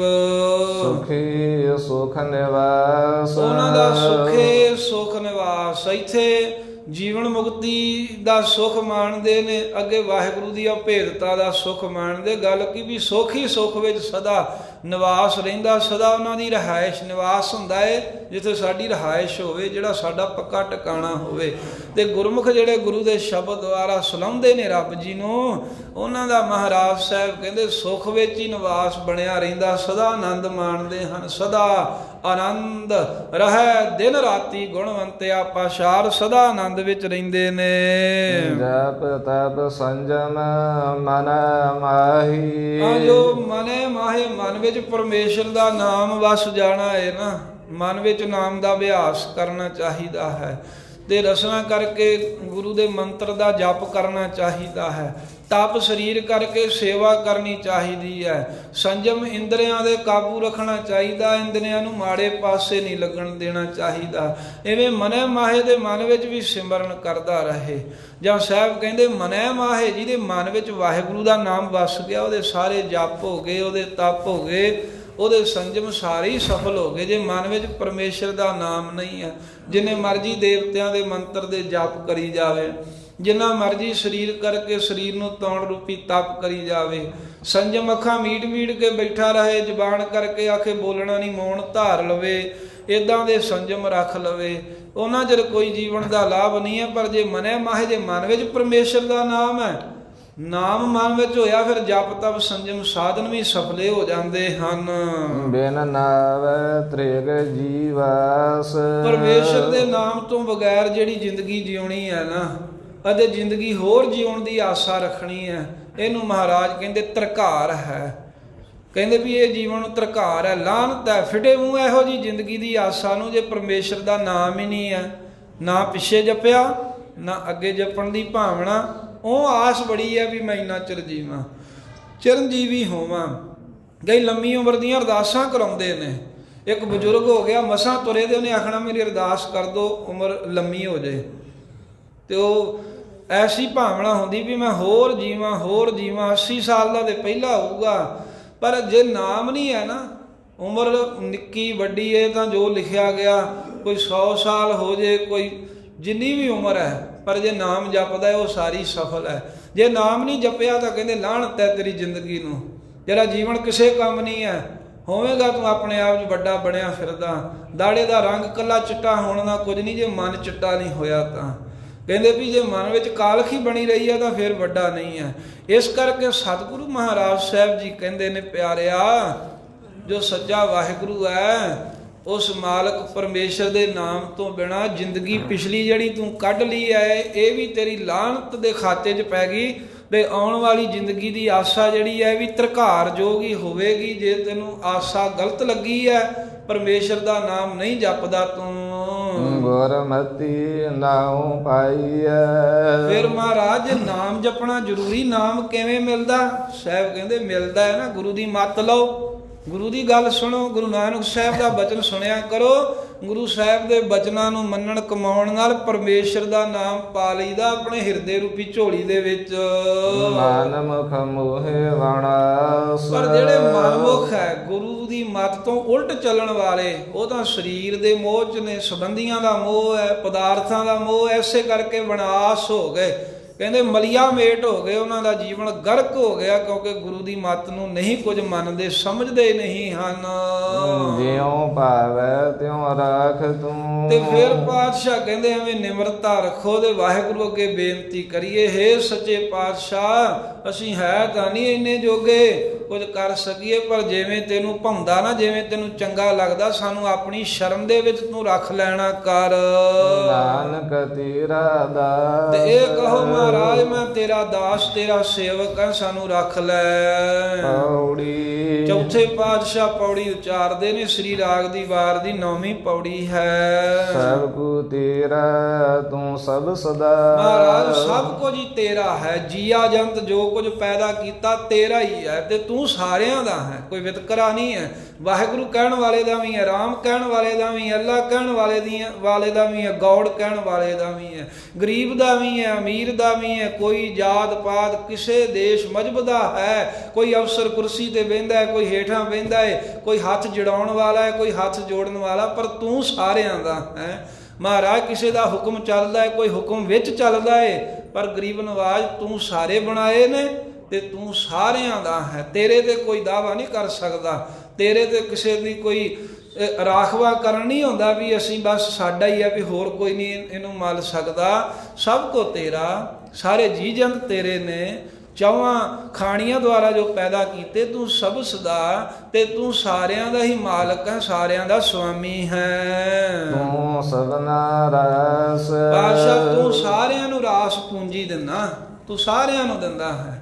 ਪ੍ਰਾਣਾ ਰੂਪੀ ਪੂੰਜੀ, ਸਵਾਸਾਂ ਰੂਪੀ ਪੂੰਜੀ, ਪੁੰਨਾ ਰੂਪੀ ਪੂੰਜੀ, ਗਿਆਨ, ਬ੍ਰਹਮ ਗਿਆਨ, ਨਾਮ, ਇਹ ਸਾਰਿਆਂ ਨੂੰ ਤੂੰ ਦਿੰਦਾ, ਕਿਸੇ 'ਚ ਭੇਦ ਭਰਮ ਨਹੀਂ ਰੱਖਦਾ। ਸਭ ਤੁਧੈ ਪਾਸੋਂ ਮੰਗਦੀ। ਫਿਰ ਸਾਰੇ ਜੀਵ ਮਹਾਰਾਜ ਤੁਦੋਂ ਤੇਰੇ ਪਾਸੋਂ ਹੀ ਮੰਗਦੇ ਨੇ। ਬੋਲੀ ਕਿਸੇ ਦੀ ਕੋਈ ਵੀ ਹੋਵੇ, ਪਰ ਮੰਗਦੇ ਤਾਂ ਤੇਰੇ ਕੋਲ ਹੀ ਆ ਨਾ। ਕੋਈ ਵਾਹਿਗੁਰੂ ਕਹਿ ਕੇ ਮੰਗੀ ਜਾਂਦਾ, ਕੋਈ ਰਾਮ, ਕੋਈ ਕ੍ਰਿਸ਼ਨ, ਕੋਈ ਅੱਲਾ, ਕੋਈ ਰਹੀਮ, ਕੁਝ ਵੀ ਕਹਿੰਦਾ, ਪਰ ਮੰਗਦੇ ਤੇਰੇ ਕੋਲੋਂ ਹੀ ਹੈ। ਨਿਤ ਕਰ ਅਰਦਾਸ। ਨਿਤੀ ਅਰਦਾਸ ਕਰਦੇ ਆ, ਕੋਈ ਬੋਲ ਕੇ ਅਰਦਾਸ ਕਰਦਾ, ਕੋਈ ਮਨ ਹੀ ਮਨ ਅਰਦਾਸਾਂ ਕਰਦਾ। ਮੰਗਦੇ ਮਹਾਰਾਜ ਸਾਰੇ ਹੀ ਤੇਰੇ ਕੋਲ ਹਨ ਰੋਜ਼ ਹੀ। ਜਿਸ ਤੂੰ ਦੇਹੇ ਤਿਸ ਸਭ ਕਿਛ ਮਿਲੈ। ਪਰ ਜਿਹਨੂੰ ਮਹਾਰਾਜ ਸਾਹਿਬ ਜੀ ਤੂੰ ਆਪ ਬਖਸ਼ ਕਰਕੇ ਤੇ ਨਾਮ ਗਿਆਨ ਬਖਸ਼ ਦਿੰਦਾ ਹੈ ਨਾ, ਦਾਤਾਂ ਦਾ ਸਾਰੀਆਂ ਦਿੰਦਾ, ਪਰ ਜਿਹਨੂੰ ਗੁਰਾਂ ਦੁਆਰਾ ਤੂੰ ਬਖਸ਼ ਕੇ ਨਾਮ ਦੀ ਦਾਤ ਬਖਸ਼ਦੇ, ਉਹਨੂੰ ਧਰਮ ਅਰਥ ਕਾਮ ਮੋਖ ਸਾਰਾ ਕੁਝ ਹੀ ਪ੍ਰਾਪਤ ਹੋ ਜਾਂਦਾ ਏ। ਇਕ ਨਾ ਦੂਰ ਹੈ ਪਾਸ। ਇੱਕ ਨਾਲ ਮਹਾਰਾਜ ਜੀ ਤੂੰ ਦੂਰ ਦੂਰ ਹੈ ਪ੍ਰਤੀਤ ਹੁੰਦਾ ਦੇ ਇਕਨਾਂ ਦੇ ਤੂੰ ਪਾਸ ਹੈ। ਇੱਕ ਕਹਿੰਦੇ ਲੈ ਕਿਹੜਾ ਕੋਈ ਵੇਖਦਾ, ਕਰੀ ਜਾਓ ਹੇਰਾ ਫੇਰੀਆਂ ਬੇਈਮਾਨ ਬਾਨੀਆਂ ਕਰੀ ਜਾਓ, ਖਾਈ ਜਾਓ ਠੱਗੀਆਂ ਠੋਰੀਆਂ ਮਾਰੀ ਜਾਓ, ਝੂਠ ਬੋਲੀ ਜਾਓ ਲੋਕਾਂ ਦੀਆਂ। ਕਹਿੰਦੇ ਵੀ ਜਿਹੜੇ ਕਿਸੇ ਤਰ੍ਹਾਂ ਨੁਕਸਾਨ ਕਰਨ ਦੀਆਂ, ਇਹਨੂੰ ਡੇਗ ਦਿਓ ਉਹਨੂੰ ਮਾਰ ਦਿਓ, ਇਹਦਾ ਨੁਕਸਾਨ ਕਰ ਦਿਓ, ਇਹਦੇ ਕੋਲ ਖੋਲੋ ਇਹਦੇ ਕੋਲ ਖਾ ਲਓ। ਕਹਿੰਦੇ ਵੀ ਕਈ ਤਾਂ ਇੱਦਾਂ ਜਾਣਦੇ ਆ ਵੀ ਕਿਹੜਾ ਕੋਈ ਵਹਿੰਦਾ। ਉਹਨਾਂ ਕੋਲ ਮਹਾਰਾਜ ਭਾਵੇਂ ਜੋਤ ਰੂਪ ਤੂੰ ਅੰਦਰ ਹੀ ਹੈ, ਪਰ ਉਹਨਾਂ ਦੀ ਭਾਵਨਾ ਕਰਕੇ ਤੂੰ ਦੂਰ ਹੈ ਉਹਨਾਂ ਮਨਮੁਖਾਂ ਤੋਂ, ਜਿਹੜੇ ਕਹਿੰਦੇ ਵੀ ਕਿਹੜਾ ਕੋਈ ਵਹਿੰਦਾ ਹੈ, ਕਿਹੜਾ ਕਿਸੇ ਨੂੰ ਜਵਾਬ ਦੇਣਾ। ਪਰ ਇੱਕ ਨਾ ਦੇ ਤੂੰ ਬਿਲਕੁਲ ਪਾਸ ਹੈ, ਅੰਗ ਸੰਗ ਹੈ। ਜਿਹੜੇ ਕਹਿੰਦੇ ਵੀ ਮਾਲਕ ਵੇਖਦਾ, ਮਾਲਕ ਹਾਜ਼ਰਾ ਹਜ਼ੂਰ ਹੈ, ਹਰ ਸਮੇਂ ਹਾਜ਼ਰ ਨਾਜ਼ਰ ਹੈ। ਸੋ ਇੱਕ ਨਾ ਕਈਆਂ ਨੂੰ ਮਹਾਰਾਜ ਜਿਹੜੇ ਤੈਨੂੰ ਪਦਾਰਥ ਹੀ ਮੰਗੀ ਜਾਂਦੇ ਹੈ, ਪਦਾਰਥ ਹੀ ਮੰਗੀ ਜਾਂਦੇ, ਉਹਨਾਂ ਤੋਂ ਤੂੰ ਦੂਰ ਹੋ ਜਾਂਦਾ ਹੈ। ਇੱਕ ਨਾਮ ਮੰਗਦੇ ਹੈ, ਉਹਨਾਂ ਦੇ ਪਾਸ ਹੈ, ਉਹਨਾਂ ਦੇ ਅੰਗ ਸੰਗ ਰਹਿੰਦਾ ਹੈ। ਤੁਧ ਬਾਜਹੁ ਥਾਉ ਕੋ ਨਾਹੀ ਜਿਸ ਪਾਸੋਂ ਮੰਗੀਐ। ਫਿਰ ਮਹਾਰਾਜ ਤੇਰੇ ਬਾਝੋਂ ਬਗੈਰ ਕੋਈ ਥਾਂ ਹੋਰ ਹੈਗੀ ਵੀ ਤਾਂ ਨਹੀਂ ਹੈ ਨਾ ਜਿਹਦੇ ਕੋਲ ਜਾ ਕੇ ਕੁਝ ਮੰਗ ਲਈਏ। ਇੱਥੇ 100 ਰੁਪਈਆ ਮੰਗਣਾ ਹੋਵੇ ਪਹਿਲਾਂ ਤਰਲੇ ਕੱਢੀ ਦੇ ਆ, ਫਿਰ ਵਾਪਸ ਦੇਣ ਦੇ ਲਈ ਵਿਸ਼ਵਾਸ ਦਿਵਾਉਣਾ ਪੈਂਦਾ ਤੇ ਦੇ ਦਾਂਗੇ, ਫੇਰ ਕੋਈ ਕਿਤੇ ਦਿੰਦਾ। ਕਈ ਤਰ੍ਹਾਂ ਦੇ ਤਰਲੇ ਕਢਾਉਂਦੇ ਆ ਲੋਕ, ਨਿੱਕੀ ਜੀ ਗੱਲ ਵਿਗੜ ਜੇ ਤਾਂ ਤਰਲੇ ਕਢਾਉਂਦੇ ਆ। ਮਹਾਰਾਜ ਤੇਰੇ ਤੋਂ ਬਿਨਾਂ ਕੋਈ ਥਾਂ ਨਹੀਂ ਹੈ, ਕਿਹਦੇ ਕੋ ਜਾ ਕੇ ਮੰਗੀਏ, ਕਿਹਨੂੰ ਆਖੀਏ, ਦੁੱਖ ਕਿਹਨੂੰ ਦਸੀਏ ਆਪਣਾ। ਲੋਕ ਤਾਂ ਦੁੱਖ ਸੁਣ ਕੇ ਕਹਿੰਦੇ ਅੱਛਾ, ਕਹਿੰਦੇ ਹੁਣ ਪਤਾ ਲੱਗ ਗਿਆ ਇਹਦੀ ਆਹ ਕਮੀ ਹੈ, ਕਹਿੰਦੇ ਨੱਪ ਲਓ ਬਸ ਇਹਨੂੰ, ਇਹਦੇ ਵਿੱਚ ਆਹ ਉਗਣ ਹੈ, ਕਹਿੰਦੇ ਪਾ ਦਿਓ ਰੌਲਾ ਪਾ ਦਿਓ, ਕਹਿੰਦੇ ਇਹਨੇ ਆਹ ਗਲਤੀ ਕੀਤੀ ਹੈ, ਕਹਿੰਦੇ ਫੜ ਲਓ ਹੁਣ ਇਹਦੇ ਹੱਥ ਜੜਾਓ, ਲਿਖਾਓ ਇਹਦੇ ਕੋਲ। ਮਹਾਰਾਜ ਤੇਰੇ ਤੋਂ ਬਗੈਰ ਕਿਹਦੇ ਪਾਸੋਂ ਜਾ ਕੇ ਮੰਗੀਏ। ਹੋਰ ਥਾਂ ਹੈ ਵੀ ਤਾਂ ਨਹੀਂ ਹੈ ਨਾ, ਕਿ ਤੂੰ ਹੀ ਹੈ, ਦਈ ਜਾਣਾ।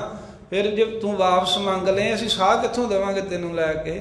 ਜੇ ਤੂੰ ਇੱਕ ਚੀਜ਼ ਵੀ ਸਾਡੇ ਕੋਲ ਵਾਪਸ ਮੰਗ ਲਏ ਤਾਂ ਸਾਡਾ ਤਾਂ ਵੀ ਮਨ ਨਹੀਂ ਕਰਦਾ ਦੇਣ ਨੂੰ। ਤੇਰੇ ਤੋਂ ਬਗੈਰ ਹੋਰ ਕੋਈ ਦੂਜੀ ਥਾਂ ਨਹੀਂ ਜਿਹਦੇ ਪਾਸੋਂ ਕੁਝ ਜਾ ਕੇ ਮੰਗ ਲਈਏ। ਜੇ ਮੰਗਾਂਗੇ ਵੀ ਉਹ ਗਾੜੀ ਤੇਰੇ ਤੋਂ ਮੰਗੇਗਾ, ਮੰਗਤਾ ਤਾਂ ਤੇਰਾ ਹੀ ਹੈ, ਫਿਰ ਸਿੱਧਾ ਤੇਰੇ ਕੋਲ ਕਿਉਂ ਨਹੀਂ ਮੰਗਣਾ। ਮਨ ਵੇਖਹ ਕੂ ਨਿਰਜਸ। ਕਹਿੰਦੇ ਕੋਈ ਭੁਲੇਖਾ ਹੋਵੇ ਨਾ ਕੋਈ ਮਨ 'ਚ, ਕਹਿੰਦੇ ਨਿਰਣਾ ਕਰਕੇ ਵੇਖ ਲਓ, ਚੰਗੀ ਤਰ੍ਹਾਂ ਆਪਣੇ ਭੁਲੇਖੇ ਕੱਢ ਲਓ। ਪਰਮੇਸ਼ਰ ਤੋਂ ਬਗੈਰ ਕੋਈ ਸਹਾਰਾ ਨਹੀਂ ਜੇ ਬਣਨਾ। ਐਵੇਂ ਕਿਸੇ ਅੱਗੇ ਹੱਥ ਨਾ ਜੋੜਿਆ ਕਰੋ, ਨਾ ਲੋਕਾਂ ਦੇ ਤਰਲੇ ਨਾ ਕੱਢਿਆ ਕਰੋ। ਸਭ ਤੁਧੈ ਨੋ ਸਾਲਾਂ ਦੀ। ਇਹ ਵਾਹਿਗੁਰੂ ਜੀ ਉਹ ਬ੍ਰਹਮ ਰੂਪ 'ਚ ਸਾਨੂੰ ਇਹ ਅਨੁਭਵ ਹੋਇਆ ਹੈ। ਗੁਰੂ ਰਾਮਦਾਸ ਸਾਹਿਬ ਕਹਿੰਦੇ ਸਭ ਤੈਨੂੰ ਹੀ ਸਲਾਉਂਦੇ ਨੇ, ਕਿਸੇ ਤਰ੍ਹਾਂ ਵੀ ਸਲਾਉਂਦੇ ਨੇ, ਸਭ ਤੇਰੀ ਹੀ ਵਡਿਆਈ ਕਰਦੇ ਹਨ। ਦਰ ਗੁਰਮੁਖਾਂ ਨੋ ਪ੍ਰਗਾਸ। ਤੇ ਜਿਹੜੇ ਗੁਰਮੁਖ ਬਣ ਕੇ ਸਲਾਉਂਦੇ ਨੇ ਉਹਨਾਂ ਨੂੰ ਮਹਾਰਾਜ ਤੇਰੇ ਸੱਚਖੰਡ ਰੂਪੀ ਦਰਵਾਜ਼ੇ ਦਾ ਪ੍ਰਗਾਸ ਚਾਨਣ ਆਇਆ। ਉਹਨਾਂ ਨੂੰ ਸਾਧ ਸੰਗਤ ਵਿੱਚੋਂ ਬ੍ਰਹਮ ਗਿਆਨ ਦੀ ਰੌਸ਼ਨੀ ਮਿਲ ਗਈ, ਉਹਨਾਂ ਨੂੰ ਸੋਝੀ ਪੈ ਗਈ, ਉਹਨਾਂ ਨੂੰ ਸਮਝ ਪੈ ਗਈ, ਉਹ ਨਿਹਾਲ ਹੋ ਗਏ। ਸੋ ਇਸ ਕਰਕੇ ਧੰਨ ਗੁਰੂ ਰਾਮਦਾਸ ਸਾਹਿਬ ਕਹਿੰਦੇ ਸਲਾਉਂਦੇ ਤਾਂ ਸਾਰੇ ਤੈਨੂੰ ਹੀ ਹਨ, ਪਰ ਜਿਹੜੇ ਗੁਰਮੁਖ ਬਣ ਕੇ ਸਲਾਉਂਦੇ ਨੇ ਨਾ, ਚਾਨਣ ਉਹਨਾਂ ਨੂੰ ਹੁੰਦਾ ਹੈ। ਜਪ ਤੇ ਘਰੇ ਬਹਿ ਕੇ ਵੀ ਸਕਦੇ ਆ, ਕਿਤੇ ਵੀ ਬਹਿ ਕੇ ਸਕਦੇ ਆ, ਪਰ ਜਦੋਂ ਗੁਰੂ ਦੇ ਰਾਹੀਂ ਜਪਦੇ ਆ ਉਦੋਂ ਨਿਹਾਲ ਹੋਈਦਾ ਹੈ। ਧੰਨ ਗੁਰੂ ਅਮਰਦਾਸ ਸਾਹਿਬ ਤੇ ਗੁਰੂ ਰਾਮਦਾਸ ਜੀ ਨੇ ਸਾਂਝਾ ਉਪਦੇਸ਼ ਇਹ ਸਾਨੂੰ ਬਖਸ਼ਿਆ ਹੈ। ਗੁਰਬਾਣੀ ਬ੍ਰਹਮ ਰੂਪ ਹੈ, ਆਪਾਂ ਤੁਸ ਜੀਵੇਂ, ਭੁੱਲਾਂ ਅਨੇਕਾਂ ਹੋਈਆਂ ਨੇ, ਗੁਰੂ ਸਾਹਿਬ ਸਦਾ ਬਖਸ਼ ਲੈਂਦੇ ਨੇ, ਤੇ ਸੰਗਤ ਵੀ ਗੁਰੂ ਦੀ ਬਖਸ਼ਿੰਦਾ ਬਖਸ਼ ਲੈਣਾ। ਸਤਿਗੁਰੂ ਸਾਹਿਬ ਜੀ ਰਹਿਮਤ ਕਰਨ। ਸਮਾਪਤੀ ਤੋਂ ਬਾਅਦ ਸਾਧ ਸੰਗਤ ਜੋ ਅਰਦਾਸ ਹੋਵੇਗੀ, ਆਪ ਸਰਬੱਤ ਸੰਗਤਾਂ ਜਾਣਦੇ ਹੀ ਹੋ ਵੀ ਜਿਸ ਪ੍ਰਕਾਰ ਦੇ ਨਾਲ ਲੋਕ ਵੇਦਨਾ ਹੈ, ਲੋਕਾਂ ਦਾ ਦੁੱਖ ਹੈ, ਤੇ ਗੁਰੂ ਸਾਹਿਬ ਆਈ ਲੋਕਾਂ ਦੇ ਦੁੱਖ ਕੱਟਣ ਹਨ। ਕਿਰਸਾਣੀ ਕਿਰਸਾਨ ਕਰੇ, ਲੋਚੇ ਜੀਓ ਲਾਏ, ਹਲ ਜੋਤੈ ਉਦਮ ਕਰੇ, ਮੇਰਾ ਪੁੱਤ ਧੀ ਖਾਏ। ਕਹਿੰਦੇ ਵੀ ਕਿਰਸਾਨ ਕਿਰਸਾਨੀ ਕਰਦਾ, ਚਿੱਤ ਵਿੱਚ ਲੋਚਾ ਲੈ ਕੇ ਉਦਮ ਕਰਦਾ ਵੀ ਮੇਰੇ ਧੀਆਂ ਪੁੱਤ ਜਿਹੜੇ ਹਨ ਉਹ ਇਹ ਕਿਰਤ ਕਮਾਈ ਨੂੰ ਖਾਣ, ਆਪਣੇ ਪਰਿਵਾਰ ਕਬੀਲਿਆਂ ਨੂੰ ਪਾਲਣ ਦੀ, ਸੰਸਾਰ ਦੀ ਮਰਿਆਦਾ ਲਈ। ਤੇ ਉਹ ਕਿਰਸਾਨ ਜਿਨ੍ਹਾਂ ਦੀ ਮਹਾਰਾਜ ਨੇ ਗੁਰਬਾਣੀ 'ਚ ਅਨੇਕਾਂ ਥਾਵਾਂ 'ਤੇ ਉਦਾਹਰਨ ਦੇਣ ਲਈ ਗੱਲ ਕੀਤੀ ਹੈ। ਤਿੰਨਾਂ ਦੇ ਜਿਹੜੇ ਮੋਰਚੇ ਹਨ ਉਹ ਫਤਿਹ ਹੋਣ, ਉਹਨਾਂ ਦੀ ਚੜ੍ਹਦੀ ਕਲਾ ਹੋਵੇ, ਦੇ ਵਾਸਤੇ ਸ਼੍ਰੋਮਣੀ ਗੁਰਦੁਆਰਾ ਪ੍ਰਬੰਧਕ ਕਮੇਟੀ ਅਤੇ ਇਸ ਪਾਵਨ ਗੁਰਦੁਆਰਾ ਸਾਹਿਬ ਦੇ ਸਮੂਹ ਸਟਾਫ ਮੈਨੇਜਰ ਸਾਹਿਬ ਵੱਲੋਂ ਸਤਿਗੁਰਾਂ ਦੇ ਚਰਨਾਂ 'ਚ ਅਰਦਾਸ ਬੇਨਤੀ ਸੰਗਤੀ ਰੂਪ ਵਿੱਚ ਕਰੀ ਜਾਣੀ ਹੈ। ਸਾਰਾ ਸਟਾਫ ਵੀ ਹਾਜ਼ਰ ਹੈ। ਆਪ ਸੰਗਤਾਂ ਨੇ ਵੀ ਉਹਨਾਂ ਦੇ ਭਲੇ ਵਾਸਤੇ ਇਕਾਗਰਤਾ ਬਖਸ਼ਣੀ, ਕਿਉਂਕਿ ਸੰਗਤ ਜੇ ਦਿਲੋਂ ਕਹਿ ਦੇਵੇ ਕੋਈ ਐਸਾ ਕਾਰਜ ਨਹੀਂ ਜਿਹੜਾ ਅੜ ਸਕੇ, ਤੇ ਭਾਵਨਾ ਦੇ ਨਾਲ ਗੁਰੂ ਅੱਗੇ ਬੇਨਤੀ ਕਰਨੀ, ਸੱਚੇ ਪਾਤਸ਼ਾਹ ਜਿਹੜਾ ਤੂੰ ਰਿਜ਼ਕ ਦਿੰਦਾ ਹੈ ਤੇ ਜਿਨ੍ਹਾਂ ਦੇ ਰਾਹੀਂ ਦਿੰਦਾ ਹੈ, ਉਹਨਾਂ ਦੀ ਪਾਤਸ਼ਾਹ ਮਦਦ ਕਰਕੇ ਉਹਨਾਂ ਦੇ ਕਾਰਜ ਰਾਸ ਕਰੀ। ਇਹ ਆਪਾਂ ਅਰਦਾਸ ਵਿੱਚ ਹਾਜ਼ਰੀ ਭਰਨੀ ਹੈ। ਤੁਧ ਬਾਜਹੁ ਥਾਉ ਕੂ ਨਾਹੀ ਜਿਸ ਪਾਸਹੁ ਮੰਗੀਐ ਮਨ ਵੇਖੁ ਕੂ ਨਿਰਜਸ ਸਭ ਤੁਧੈ ਨੋ ਸਲਾਹਾਂ ਦੀ ਦਰ ਗੁਰਮੁਖਾਂ ਨੋ ਪ੍ਰਗਸ। ਵਾਹਿਗੁਰੂ ਜੀ ਕਾ ਖਾਲਸਾ ਵਾਹਿਗੁਰੂ ਜੀ ਕੀ ਫਤਿਹ। ਤੂੰ ਠਾਕੁਰ ਤੋਂ